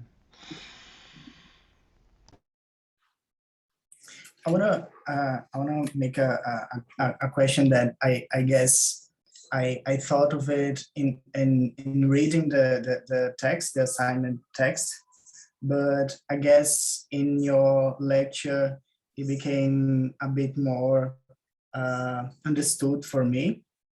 But I would rather ask, and maybe you could elaborate on it a bit more. Would be like the question would be like, what would be the tasks of art, or for the art to be part of the project of reason, not just in representing or merely mimeticizing, but also expanding on it. And with that, I thought a lot of J.D. Bernal, thinking about art, that he connects very well the art with science, and that art could be like, this artificialization of the word itself, making and remaking itself, and building not just new words, but remaking it over and over. So yeah, and which methods do you use in your artworks that could expand this project of reason? Well, that's an amazing question, and it's got so much possibility in terms of how to answer it as well. I do want to answer it, right? But I will say that the very idea of having an artistic practice, and I would love to know if you guys have this too, if you're practitioners, but the very idea of an artistic practice is something that I hold to as a practice. In other words, it's a practice. It is an ongoing set of possible experiments in thought and material. And I never expect my work to, let's say, resolve anything in particular. Just like, as you do philosophy, you're constantly like, if you write an essay, you think you might have got to a little conclusive point on one thing, and then you go, but what about all this other stuff that I now have to deal with, that I've opened up? So I think, first of all, for me, therefore, the project of reason is a practice of reason. It is a project, an ongoing project. And so that's one thing, that it's kind of has an atemporality, if you like. It's always going to be there. And then secondly, in terms of like the kind of very more pragmatic side of the question you're asking, which is like, what kind of methods does one take up? Well, first of all, I would say that, a method in art is unlike a method in, say, the hard sciences, where you have kind of strict conditions of an experiment and you want to produce findings and so on. But I think that, again, I talked about Lyotard earlier, and one of the things he talked about in his very famous essay answering the question, what's postmodernism? He talked about how art invents its own methods, it invents its own rules. And the very idea of like a good art is that one has to initiate new. So for me, whilst I think, yay, that sounds great, I kind of identify with that as an artist. Like, I feel like I go to make a piece of work and I'm like, I don't have any real grounds from which to like make a piece of work from, like an individual work. And it's like an amalgamation of all of these things in my head that I've been researching for years. But I think he's also, there's a problem with Lyotard saying that it just invents itself, is that it just forgets that we do come from somewhere. we are born into these conditions. And that's what I was trying to highlight right at the beginning of my talk. Like, how do we bridge between the fact that we kind of have this, we not only come from somewhere, i.e. particular ideologies, biases, and, you know, all these conditions that we're born into, including like no one, you know, I didn't name myself, someone named me and all that stuff. So whilst I know that, it doesn't allow me to transcend that. My knowledge doesn't give me a kind of get out card of that situation. Therefore, the question is what does knowledge of that do in the world?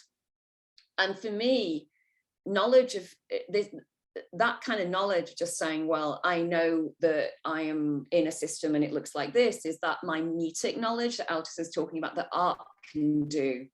And for me, that's not enough, as I was saying, that one has to, so for me, the method, if anything, is more like an attitude rather than an actual method. It's a behavior or an attitude which says, I have to think across the conditions of the relationship I have to what is lived, to what is, and the relationship is to what ought to be. And to try and map those relations when we know that they are, I would argue that they are not reducible to each other. What is it? What is the abstraction that's required? So the old idea, I think, of my practice always has been trying to like be in the condition of that abstraction, to own it and say, well, what is inside that abstraction and how can we be accountable for it, rather than just say, like, you know, so my work hopefully isn't me saying, oh, what, let's think of a better future. Oh, look, unicorns and pink fluffy clouds. Let's have a lovely future together, right? I mean, that would, I mean, some people do that ironically or whatever, but that's really not my interest. But it is my interest to think ethically, in the sense that I do want to think about our future, even if I don't want to, even if I don't know what that future is, or it can't be represented. So what is it to extrapolate or extend to that future through the politics of abstraction that the art can do? And when we don't have like empirical assurances or proofs or intrinsically structured logic systems that we can kind of hold on to and say, these are our assurances. So without transcendental assurances, what pragmatic forms of logic and argumentation can I use which structure or hold up my world or my house of cards, right? that I engineer. So, you know, I hope that, you know, even though if somebody watches my work, they might go, like, what the fuck kind of thing. That there actually, I believe there is a kind of really intrinsically charged system of logic within it that is political and philosophical, and it doesn't, hopefully, this is what I would argue as the artist, contradict my political and philosophical positions as a person, right?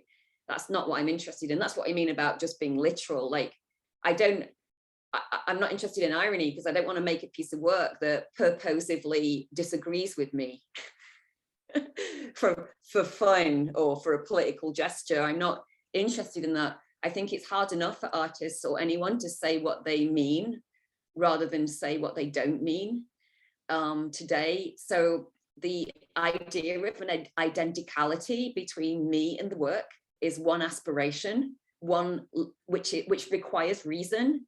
So it is in fact a project of science to seek such an identicality, such a kind of unity in the world. And you might say, well, that's impossible and that's a dream. And I would go, yeah, maybe. but for me, that is a scientific project to seek identicality without idealism in, you know, or dogmatism. So I hope that's answered your question somewhat in a roundabout way. I can see, Kenneth, you have a question. Yes, yeah, thank you for sharing your work. And I'll try to be really brief with these thoughts. This is a bit in kind of a foot in the theory world that you began with. And I appreciate you kind of nodding to this this like dead end of the road of cynicism in a way. And one thing I'm wondering is what, if you have any feelings or kind of thoughts around two notes I took that in my own work I'm thinking about a lot, is what happens if we're always working with the assumption that knowledge is always useful? Is it always useful to know? And is there always actually something to know? Versus is there just coordination that's creating the appearance of something known? And I think, again, something I'm always kind of thinking about is this kind of almost this, again, epistemological problem of where are we rooting the knowing? Is it in the individual or is it in the collective? And once you get to the level of the collective, it becomes this tension between knowledge and coordination. Just as your example about, you know, switching the signals, right? It's like, it's almost the coordination of being able to switch becomes more important than what you're even saying or talking about. And there's a song I'm working on that's just called Time is Relative, but I Want My Amazon Prime Tomorrow.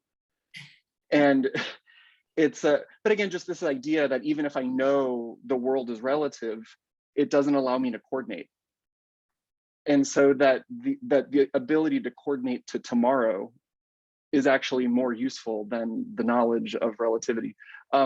Anyway, so I just wanted to kind of pose some of those questions about this like underneath bedrock of what we kind of assume knowledge can do. And anyway, just that's all. Yeah, exactly. And just, I mean, I think I was just saying before that, you know, knowing that everything's contingent doesn't transcend contingency, right?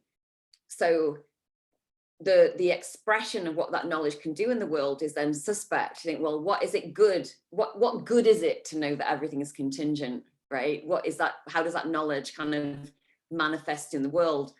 And can that knowledge manifest as kind of, does it manifest as myth and folklore or theology, or does it manifest as a kind of scientific knowledge? And can we tell the difference?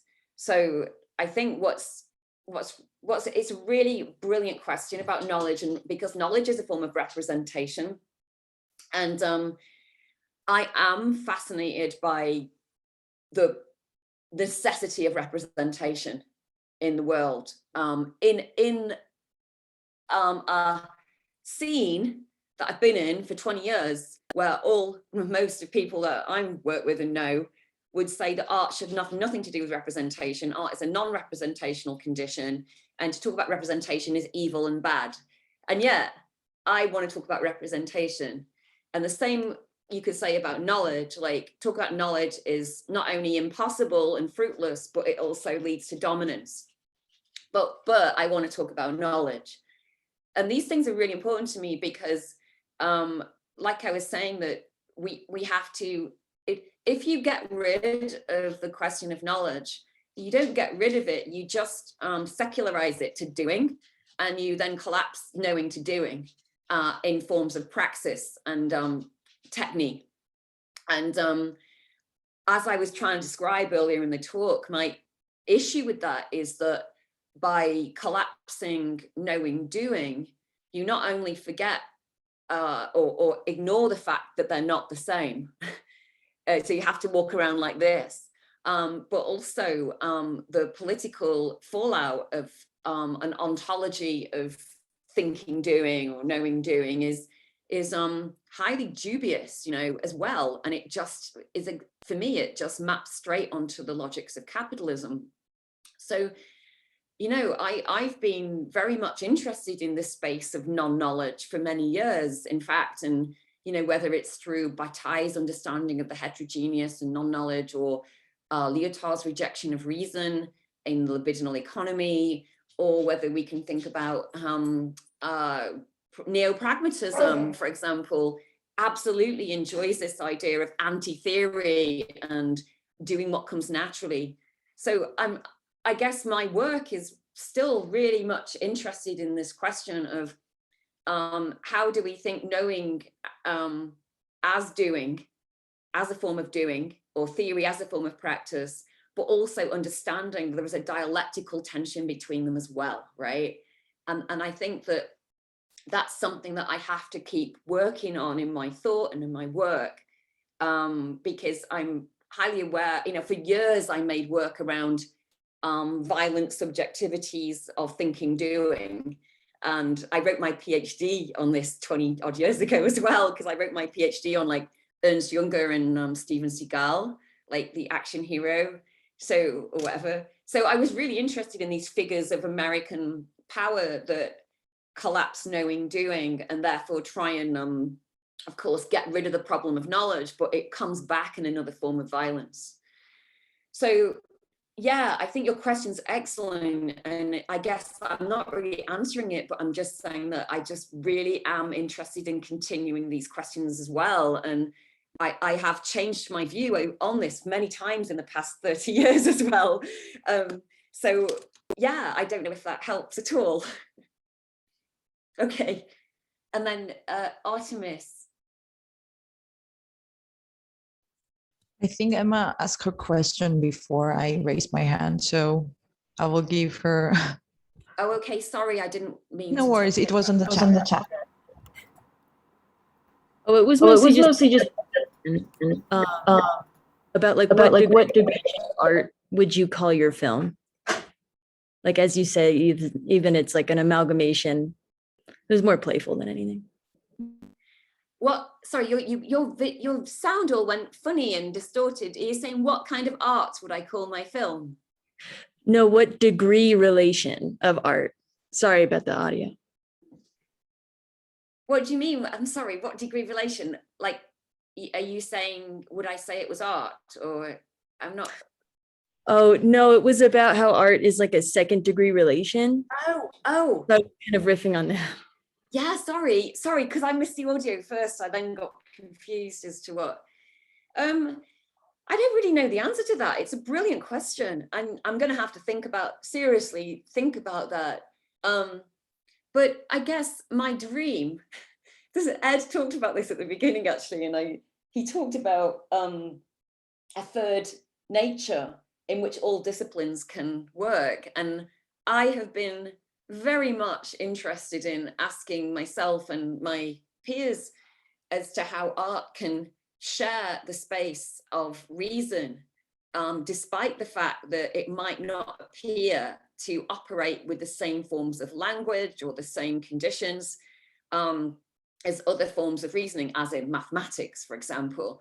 So for me, I mean, and it's weird, I'm going to go back to Althusser again. Like Althusser in his lectures, The Spontaneous Philosophy of the Scientists, you know, he's like really critiquing the dogmatism that's imminent to science.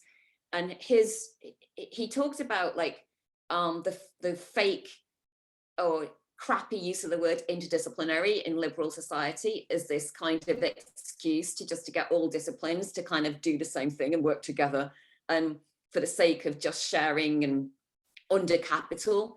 And this critique is really great, I think, that he makes about interdisciplinarity, but then he shifts it to one side and says, what I want is a real interdisciplinarity.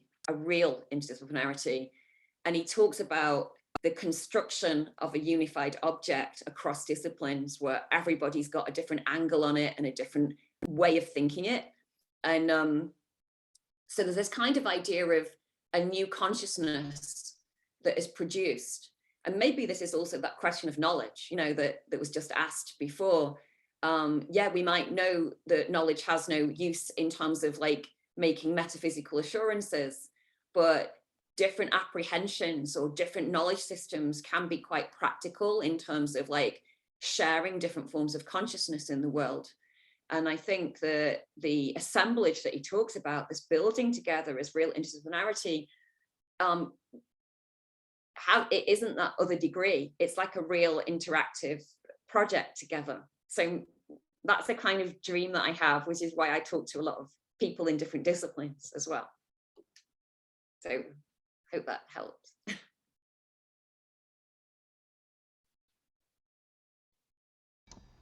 Artemis, did you want to? Yes, thank you for sharing John's work with us. I was going to ask you, like, I was thinking of theories of art. Like, on the one hand, we have Arthur Danto talking about the transformation of the everyday and the mundane. Then I was thinking of something that an old teacher of mine was saying. His name is Philippos Oreopoulos, and he keeps saying that art makes visible some hidden aspects of the real, which is quite similar to what you mentioned about Sherlock Holmes' method of seeing, let's say. And then also we have Nelson Goodman's, who sees like arts as a way of world making. So I was thinking, on the one hand, this question relates mostly on what you were saying in the beginning. Does thinking objectively, like does actually trying to think objectively mean thinking in another scale, like outside of ourselves?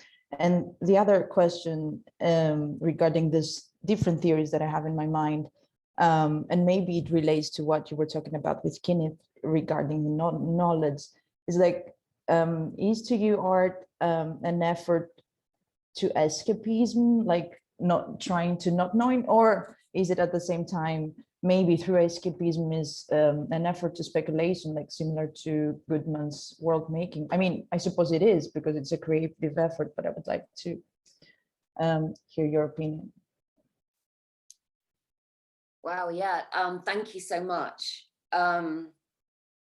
It's interesting, isn't it, that there's so many theories of art, like that put art in a kind of, they say, this is how it relates to the real, this is how it relates to the political, and there's like these kind of Tetris puzzles where people reorganize where art sits in the world, you know, and according to the philosophy that they take up to talk about it. And you know, it's interesting to me that a lot of them land in, I guess, like recapturing some kind of romantic quality of art where it has this privileged access to the real. And something that I'm interested in is not access, not this idea of a privileged access, but this idea of art as a conceptual labor, just like any other labor that would want to think these relations.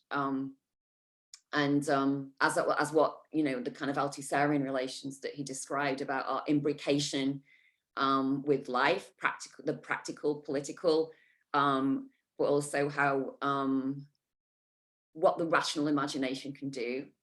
And so the speculative is really crucial to that, because, you know, I really enjoy the Sherlock Holmes thing, because, you know, you start off with one thing in the world and you extrapolate, right? You start off with an empirical artifact. But as I was saying, and I know Holmes didn't do this, but what Holmes makes me wonder about is, as we understand that empiricism is critiqued, because often, you know, the grounds of critiquing empiricism is, well, that's just human perception, right? That's not objective fact. The mud on the shoe is your perception, and therefore it has a poetic quality. It's a subjective aspect, it is not non-neutral. So, you know, empiricism has been critiqued for all kinds of reasons, including that. But what if we were to go with that critique of empiricism and say, yeah, well, okay, it's not neutral, but what kind of analytics can we make between these different pragmatic starting points, or, you know, these conditions in the world?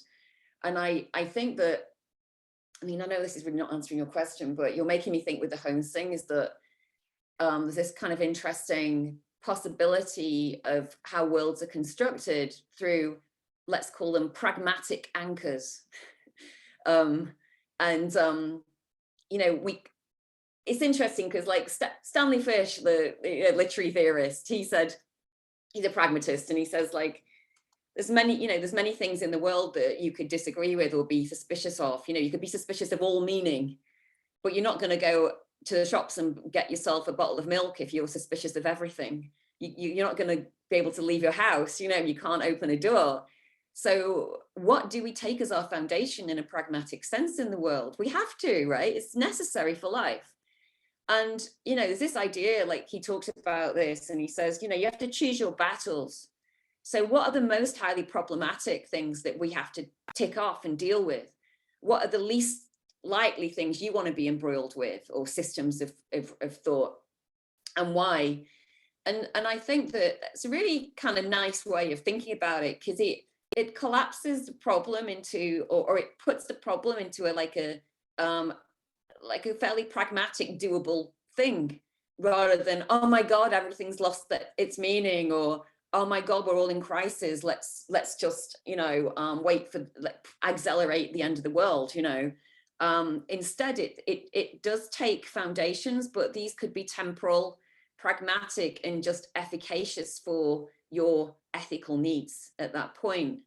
And so for me, it's not like I'm thinking about like an aesthetics, like I'm not interested in my art looking a certain way, you know, or being a certain way. Each work is really different, and yet the same idea is throughout everything. So I guess, I don't know if that's answered your question at all, Artemis, but I guess the Sherlock Holmes things is just really fascinating to me, because it allows me to think about how worlds are made when we might not have the transcendental assurances to make them. And yet that doesn't mean that they are invalidated, nor are they in crisis, but they could be replaced, right?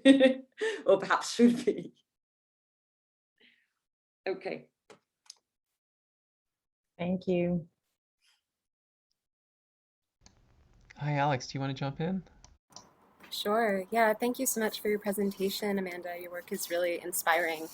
I also had a question related to your essay, where you wrote about noir kind of both like producing and evincing new ways of dealing with depth and spatiality in film, which kind of gave way to this more like ecstatic flatness of hyper-mobile action films. And then that kind of like limits or overdetermines how long an audience or a character can kind of remain within that scene. And so for me, this really kind of pointed up the deracinated quality of modern life, where we're unmoored, or there's like a lot of migration increasingly across the globe. Whereas in traditional noir films, it seems like the city, like a fixed locale, plays more of a role. And you'll have a protagonist like a gumshoe detective, for example, that's more physically rooted, having an office, and his investigations are more tied to formal labor. Right. So I guess my question is, so I'm curious to what extent you're thinking through changing labor paradigms across these different genres, and how these inflect the sort of spatiotemporal paradigms within your own work, especially considering this ongoing dialectic of thinking doing that you spoke to. So thank you. God, that's brilliant. Thank you so much for asking that question. And I'll just say one thing, that what's fascinating in noir films, and I can't remember if I wrote this in the essay or not, because it was so long ago, but what I find fascinating is that when they do exit the city, like they're in LA mostly, right? I know noir can exist at other places, but it's mostly like an LA thing. So they exit the city, and when they exit the city, it's normally always raining, right? And normally the female, who is normally the one like driving, and the windscreen wipers are like doing this, and the rain's coming down, the rain obfuscates the traversal, right? Because you can't see out the window. It's like everything is just covered in rain, and the rain is hard, and all you see is this like windscreen wiper face, and everything's like all condensation and trapped and claustrophobic. So even the space of escape is another kind of aleatory environment, I would call it, following it like Altus's term. And what I made a video called Sanity Assassin in 2010, and in the work there's this like graphic of rain, and it's just parallel rain, and it just keeps coming down the screen, and the video kind of keeps flipping to this like rain. And the reason I did that, so weird and boring, but the reason I did that was because in that essay, The Underground Spirit of the Materialism of the Encountered by Althusser, he starts off by talking about Epicurean rain. And he says, it's a brilliant essay, because he starts off and he says that it's raining, right? He starts off just saying, it's raining outside, and I'm writing this essay. And then he says, but I'm going to talk about a different kind of rain. And this is not the kind of rain of Malebranche, that the poet who writes about rain, and he talks about the rain that is contingent, because the rain can fall on the land and the rain can fall on the sea. And you go, why is the rain falling on the sea? That's pretty useless, right? Rain on water. Like the weirdness of being in a swimming pool when it's raining. And he says, I'm not going to talk about the contingency of that, of the nature that we know, the kind of natural habitat of contingency that we experience as humans at the human scale. I want to talk about this Euclidean reign, the reign of atoms. And he talks about this as the space of the void, from which action appears and things take hold in the world. And there's a clinamen, a little shift in one of the raindrops that captures another, and they form a thing, and it could take hold, but it might not. And this is what he calls the conjuncture. And he writes about the materialism of the encounter between things, atoms, right, at that molecular level, let's say the atomic level. And so I know I'm digressing a bit, but that space in the noir film of the rain is highly symbolic to me when I think about this Euclidean reign, this kind of void, the space, the claustrophobia of the nothing. And this is not a theological space. It's not the space in which where God is designing the universe. It is the space of possibility and chance itself. So in that sense, yes, the spatial aspects of noir are highly claustrophobic, but they do traverse, I believe, into these void spaces too. And they are not open. They're even more claustrophobic and intensified than the claustrophobia of the broken scenery or shadows that you get that cut up the figure in the scenes. So there's that aspect. And then you also asked about the labor, which is really important, I think, of what kind of job is it for the reasoner, you know, and how does that play into capitalist logics of capitalism, I think, as well, is really important. So, you know, when you think about, you know, one of the let's say the crises of science in any movie, let's say, where you see scientists doing stuff, is a scientist is kidnapped, they're taken to Russia, and they have to develop a bomb or their family's going to get killed, right?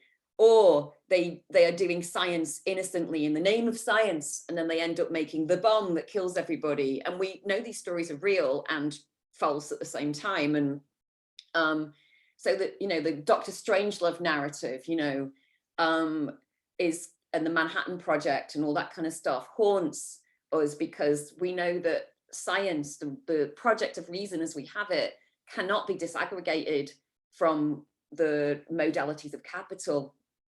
So I think that, you know, it is interesting that we find ourselves, like, as soon as we come to speak, we're almost like, even though speech is before capital, the space in which we get to speak to each other is inside capital. So what is it to extricate that and bridge that condition that we do have speech before capital? And what is it to speak to each other with a structure of language that might not require everything that capital has? And I still optimistically invest in that bridge. And I hope science does too. You know, that's my hope for scientific thought, whether it happens in art or in hard science. Okay, so I hope that answers the question a little bit. Oh yeah, thanks so much. That's Cheers. awesome. Cheers. I see Will is there. Hi, Will. Thanks, Ed. I have a question about this, I think what we're talking about, but also this antisocial characteristic of the sort of detective, the heuristic, and like the relation of this to the sort of chiaroscuro and like this sort of like built environment. And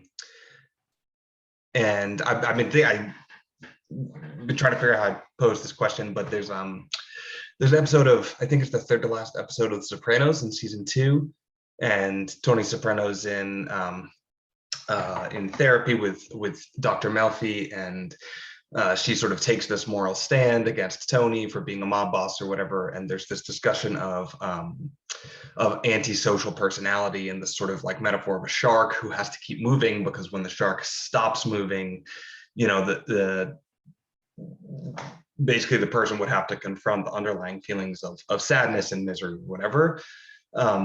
But then the show shifts very wonderfully to a scene of Tony in his sort of like mob boss hideout, or not. It's sort of like the group, the sort of clubhouse of their crew, and there's everyone's doing their own little things. Like Paulie's sort of sunning himself with one of those reflective things, getting a tan, and there's sort of like an argument going on, but there's this sort of profound sort of like moving around and mixing, but also this sort of like, I guess, just sort of clubhouse of friendship. And there's this underlying like refutation of the antisociality of Tony as a kind of psychopath.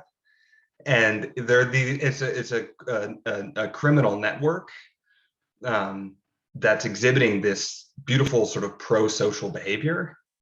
And I guess I'm wondering, like, when you're talking about unity, particularly in that last piece, like how are we thinking about antisocial and pro-social agonism? And I'm not sure what the inside and outside of that agonism might be.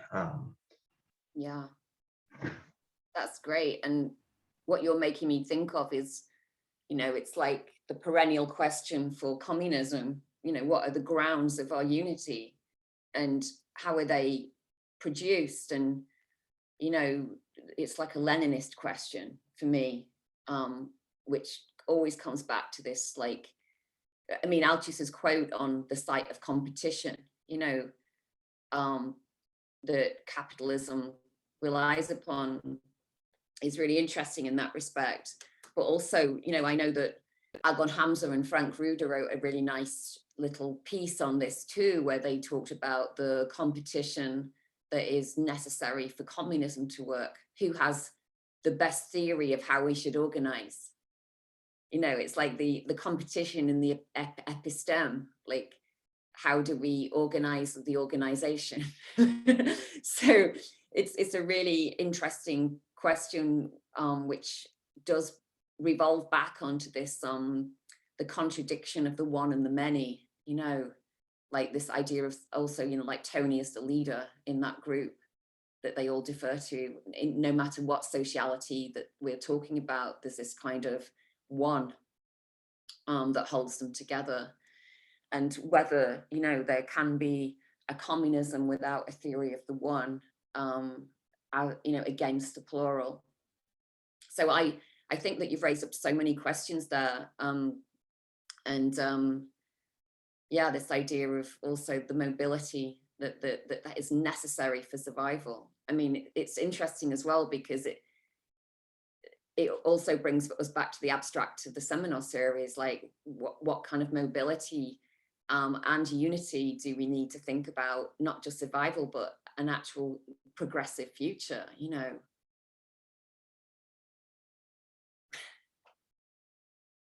Yeah, Paige, I think, Will, do you want to do a follow-up on that before Paige? No? The only thing I would say there is one of the first comments we had from Kenneth around the tension between knowing and coordination when it's knowledge possessed by the individual versus knowledge possessed by the collective is really interesting to me. And I actually have some points to follow up on that. But Paige, could you take the mic first? Yeah, thanks so much for the presentation. I was curious about your view of non-knowledge you spoke of earlier, and if this is related to an unknown space that is a possibility space, and if it is along those lines, how to keep non-knowledge from being passive, and maybe like, does this relate to the crisis of self-referential art you spoke of? Because I also kind of wanted you to expand on that, and I guess what forms or aspects of art you think overcome this, or at what locations does ideologizing seep into atmosphere, like bringing it back to kind of the theme of this seminar. Thanks. there's so much I could think about with the problems of non-knowledge, and I think, first of all, I completely empathize with why people mobilize theories of non-knowledge, right? I really do understand the problem of Enlightenment rationalism, and and its connection to dominance. But I also think, as I've said, that theories of non-knowledge, I think they do tend towards either semantic nihilism, or they tend towards like kitsch or naive realism. And I just have, like I say, whilst I can go, I really get what, I kind of almost have the same ambition as the theories I'm reading, and I'm like, but no, that's not the way. And as I said before, because knowledge keeps coming back, the question of it comes back. And in other words, the question of representation, how we represent our self-understanding to each other comes back, like at the level of interpretive communities. So I'm not quite sure how to, you asked if, I'm just trying to think of what else you were asking about. Oh, I was also asking about if you wanted to expand on like the crisis in art that you were talking about, and just like locating where idealizing like seeps into atmosphere. Sure, sorry, yes. So my question, or my problem with the pathology of self-reference, right, in art, is that it is a pathology, it's not a critique. So critique becomes naturalized. And, you could say, like, not many artists today make art about art, right? There's not many, there's a couple, but it's not really a big deal anymore. Like it used to be like the thing in the 70s, like make art about art. And so nobody really does that anymore, really. But instead of not doing that, they kind of, it's implied within the work. It's like taken as a given that it's going to be self-referencing itself. It's referencing itself. So I think that by naturalizing it, it's kind of more problematic than the parodic enterprise that it manifests as in the 70s, in a way. And I think both are problematic. But I think that, it is essential that we have some self-understanding, for me, like that we are not like doing Althusser's version of art where we're just like copying the world of phenomenal reality, and that's what artists do. I would hate to think that that's the destiny of art, right? It's super limiting. But at the same time, the kind of other side of that coin is, instead of copying reality, all we do every day is just mirror ourselves. Like, this is me, this is me. I'm part of the world, I'm involved in everything. And I kind of did a little sly critique of auto theory, because, a lot of the work I know done under the name of auto theory claims that it follows the kind of post-structuralist discourse, which says we're all products, it's a materialist position. We are born into a world that we don't organize, that organizes us. The world produces us, the world produces our identities. So there's a kind of commitment to that in a lot of contemporary writing, which makes it sound like, non-humanist, anti-humanist, post-humanist, or whatever you want to call it. And then at the same time, the work is obviously manifest autobiography. So it sees the me in everything. So there's this kind of idea of, no, I'm not talking about me. I'm talking about how the world produces me as an illusion. But at the same time, I'm still talking about the me that is produced as the illusion. So there's this kind of weird contradiction, I think, in a lot of theory that says it's not doing self-reference, but it's instead doing autobiography, which is like slightly shifted from self-reference. So in that sense, I think that we should be very accountable for the way in which we picture ourselves and the way in which we understand our self-understanding and the way in which art understands itself to be in the world as well. So it's not that I think that art should suddenly start making art about art, but I do think that art should not be made unless the artwork can accommodate a thought of what art is or a proposition of what art is. So in that sense, like every time I make a piece of art, for me, each artwork is a proposition for what artwork not only is, but should be. So it's highly like violent in that way, rather than being humility, you know, having this humble quality of going, oh, I'm just one of another thing in the world. I'm just another offering of what art could be, right? So I prefer to say, no, this is what art should be and is, rather than, oh, it might be or it could be. What do you think, right? And I just think there's a huge, even though they sound similar, I think there's a huge difference between those attitudes in art production today. And I find the one that says it's humble and interested in difference to be both, let's say, arrogant and not really interested in difference. It's interested in the me who makes it. So, sorry, that's my big complaint about, I have a lot of complaints about that kind of work. Thank you. Maybe I could jump in here. I don't want to have the last comment, but we're almost out of time. So I'll just say a couple of things really quickly. Picking up on that precise conversation, you know, the question of where the individual gets cited in the broader practice, for me, is also related to how thought thinks itself, or what the kind of barriers are to thought thinking itself. And you know, there were so many resonances that came up during your talk that it's hard to cover them all. But one thing that I wrote several times in my notes was, where's the edge of the atmosphere? And I was thinking of Kojève, and I was thinking of Raymond Williams in relationship to the gesture and the performative. And this picks up on Kenneth's comment that we kicked off the conversation with, in relationship to where knowledge is useful or where it isn't useful, and where it's known that you're knowing, or where it's simply felt that you're knowing, or it's simply felt and there's no knowing that one's knowing, but it's just felt. And this is where the structure feeling idea becomes really fascinating to me. And you know, I mentioned in a comment I might have sent to you, Amanda, but maybe I just put it in the side note of the document, that your abstract that you sent, that it's been very important to me in recent years. Aldo Leopold's work on land ethics in Sand County Almanac, which is now, you know, getting on to being a century ago. And the way that the implication for me in Leopold's work is that the land thinks itself. It isn't just an energetic system. It's a thinking system, and it's a very non-anthropocentric thinking system.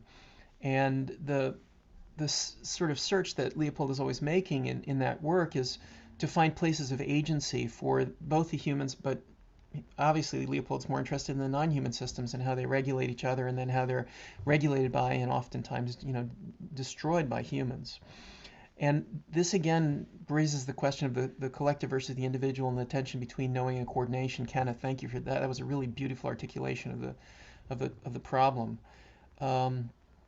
You know, and in terms of autofiction, to kind of rewind back through your talk and what we were just covering, I immediately thought of, you know, Julio Cortázar's novel Hopscotch, or, I mean, it's hard to avoid Fellini's film 8½, on a certain level, because there are kinds of structural maneuvers in both 8½, and in Cortázar's work, that are about the limit of the work being able to reveal the self while focusing on the self, and then building a whole series of little, like, tricks and hooks into it that make it clear to the audience that you know what you're talking about, and you've got these kinds of layers upon layers, you know, Russian doll structures built into the entire system, to make it possible for the audience to follow along, or little Easter eggs for the audience to dial into it. But then I was thinking also of Claire Denis' work, like Beau Travail jumped to mind, and I was thinking of Olivier Assayas's work, and I really extremely adore Irma Vep, and But you probably know the pieces that Stephen Shaviro wrote about the post-cinematic affect, and his talking about Demon Lover, and his talking about Boarding Gate, and the way that in Boarding Gate, even more than Demon Lover, the logic of film and narrative and any act of suturing is like discarded. There's like a kind of an attempt to make a film that is kind of a film that people would watch and say that's a film, and it kind of has a narrative. But then the film, instead of providing Easter eggs to show you that it knows what it's doing, it provides Easter eggs to show you that it's kind of annihilating itself in a very subtle way, so that if you pay more than the most cursory bit of attention, you suddenly realize that the film is like, it's kind of disassembled itself as you go along with Asia Argento's character and the kind of situations that she finds herself in. And again, for me, this is all about this tension between knowing and coordination. It goes back through it. I was thinking about Hal Hartley's work a little bit when we were looking at your work, The Map of the Bomb more, and then I was thinking again about Assayas when we were looking at covenant transport, and I was thinking about pattern recognition problems and what it means to either show where the edge of the atmosphere is or to just explore it without showing it, like just kind of being out there at the heliopause, moving in and out of the giant magnetic bubbles at the limit of the solar system, like feeling it out. And it seems to me that that's a really, really crucial part of the work that you've been doing. I also thought of Repo Man. I don't know, do you remember that Alex Cox film from the 80s? Yeah. Awesome. No, I was totally vibing on Repo Man. I was flashing back to the first time I saw it when I was a kid, and just the incredible energy that I got from Covenant Transport in certain moments, because you were talking so carefully about the ironic use of the T-shirt versus the sincere use of the like the concert T-shirt or the band T-shirt, and Repo Man is always playing with that really, really like cleverly but sincerely at the same time. Like Harry Dean Stanton's character, it's like ordinary fucking people, man, I hate them, kid. Their life of a repo man is intense, and it's so great that it's Harry Dean Stanton who's saying that, because he's like the most perfect person to be simultaneously sincere and utterly ironic at the same moment. So anyway, I just felt all of those kinds of layers in the work, and I so much appreciated it.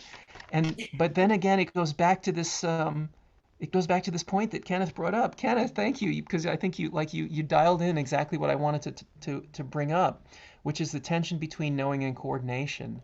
Yeah. And it feels like that's where the ethical, moral problems are that you're connecting into. And I think what Carla and I had wanted to do with the atmospheres part of this was really explore that.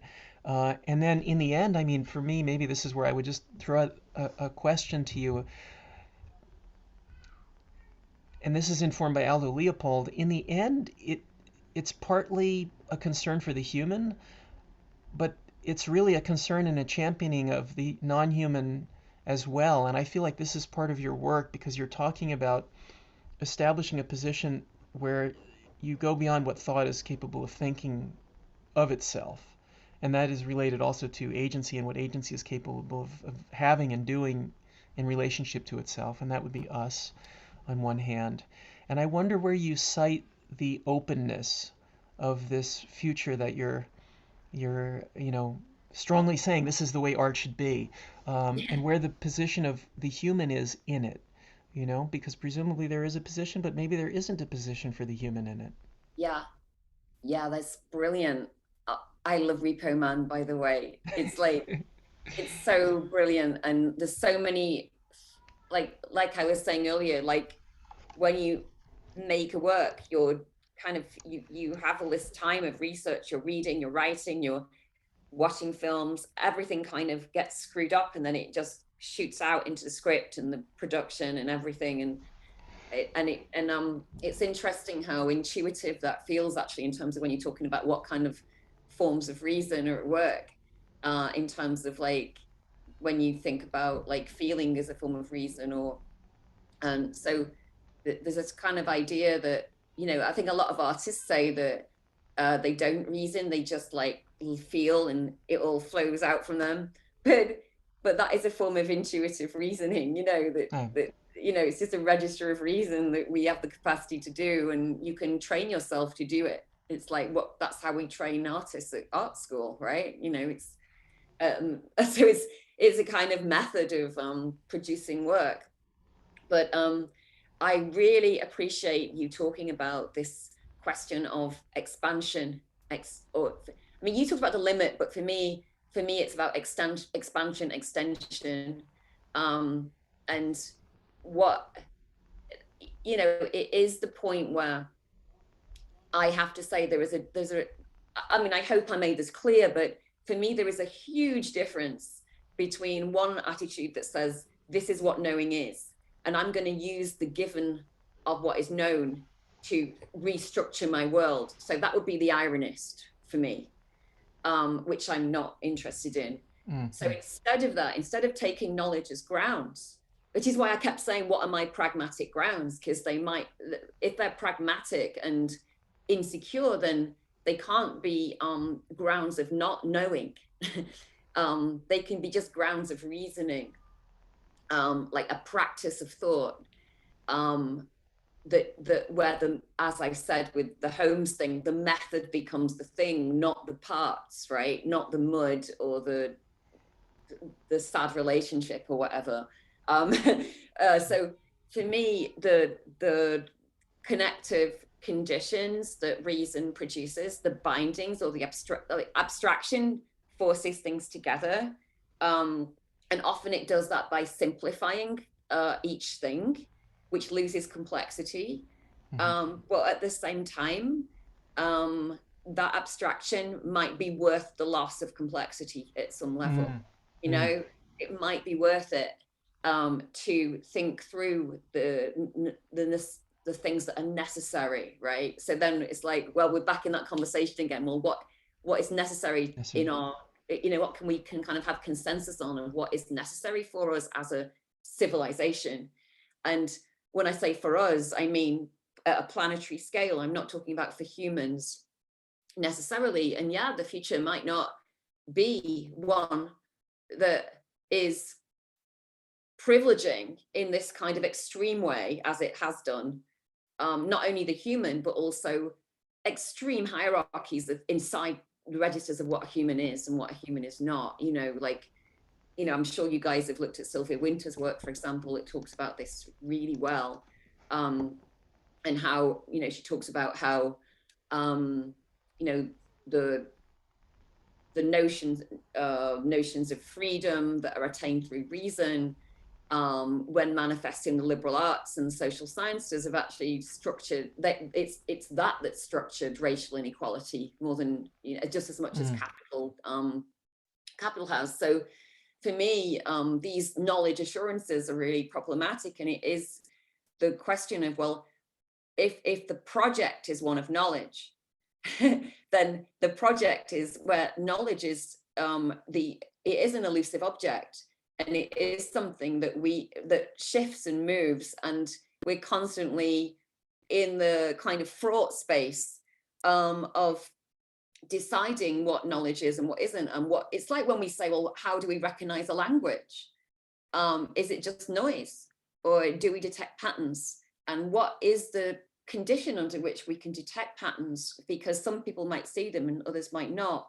So how do we prepare ourselves, right, to see patterns where we might not have seen them before, or to understand systems that we might not have understood as systems? And this map of the Bond piece is really important in that respect for me, because it is about how can an artwork prepare the grounds. It literally says this in the work, prepare the grounds for a new beginning, to prepare us, to train us to recognize other languages that we might not accept as languages in the given today.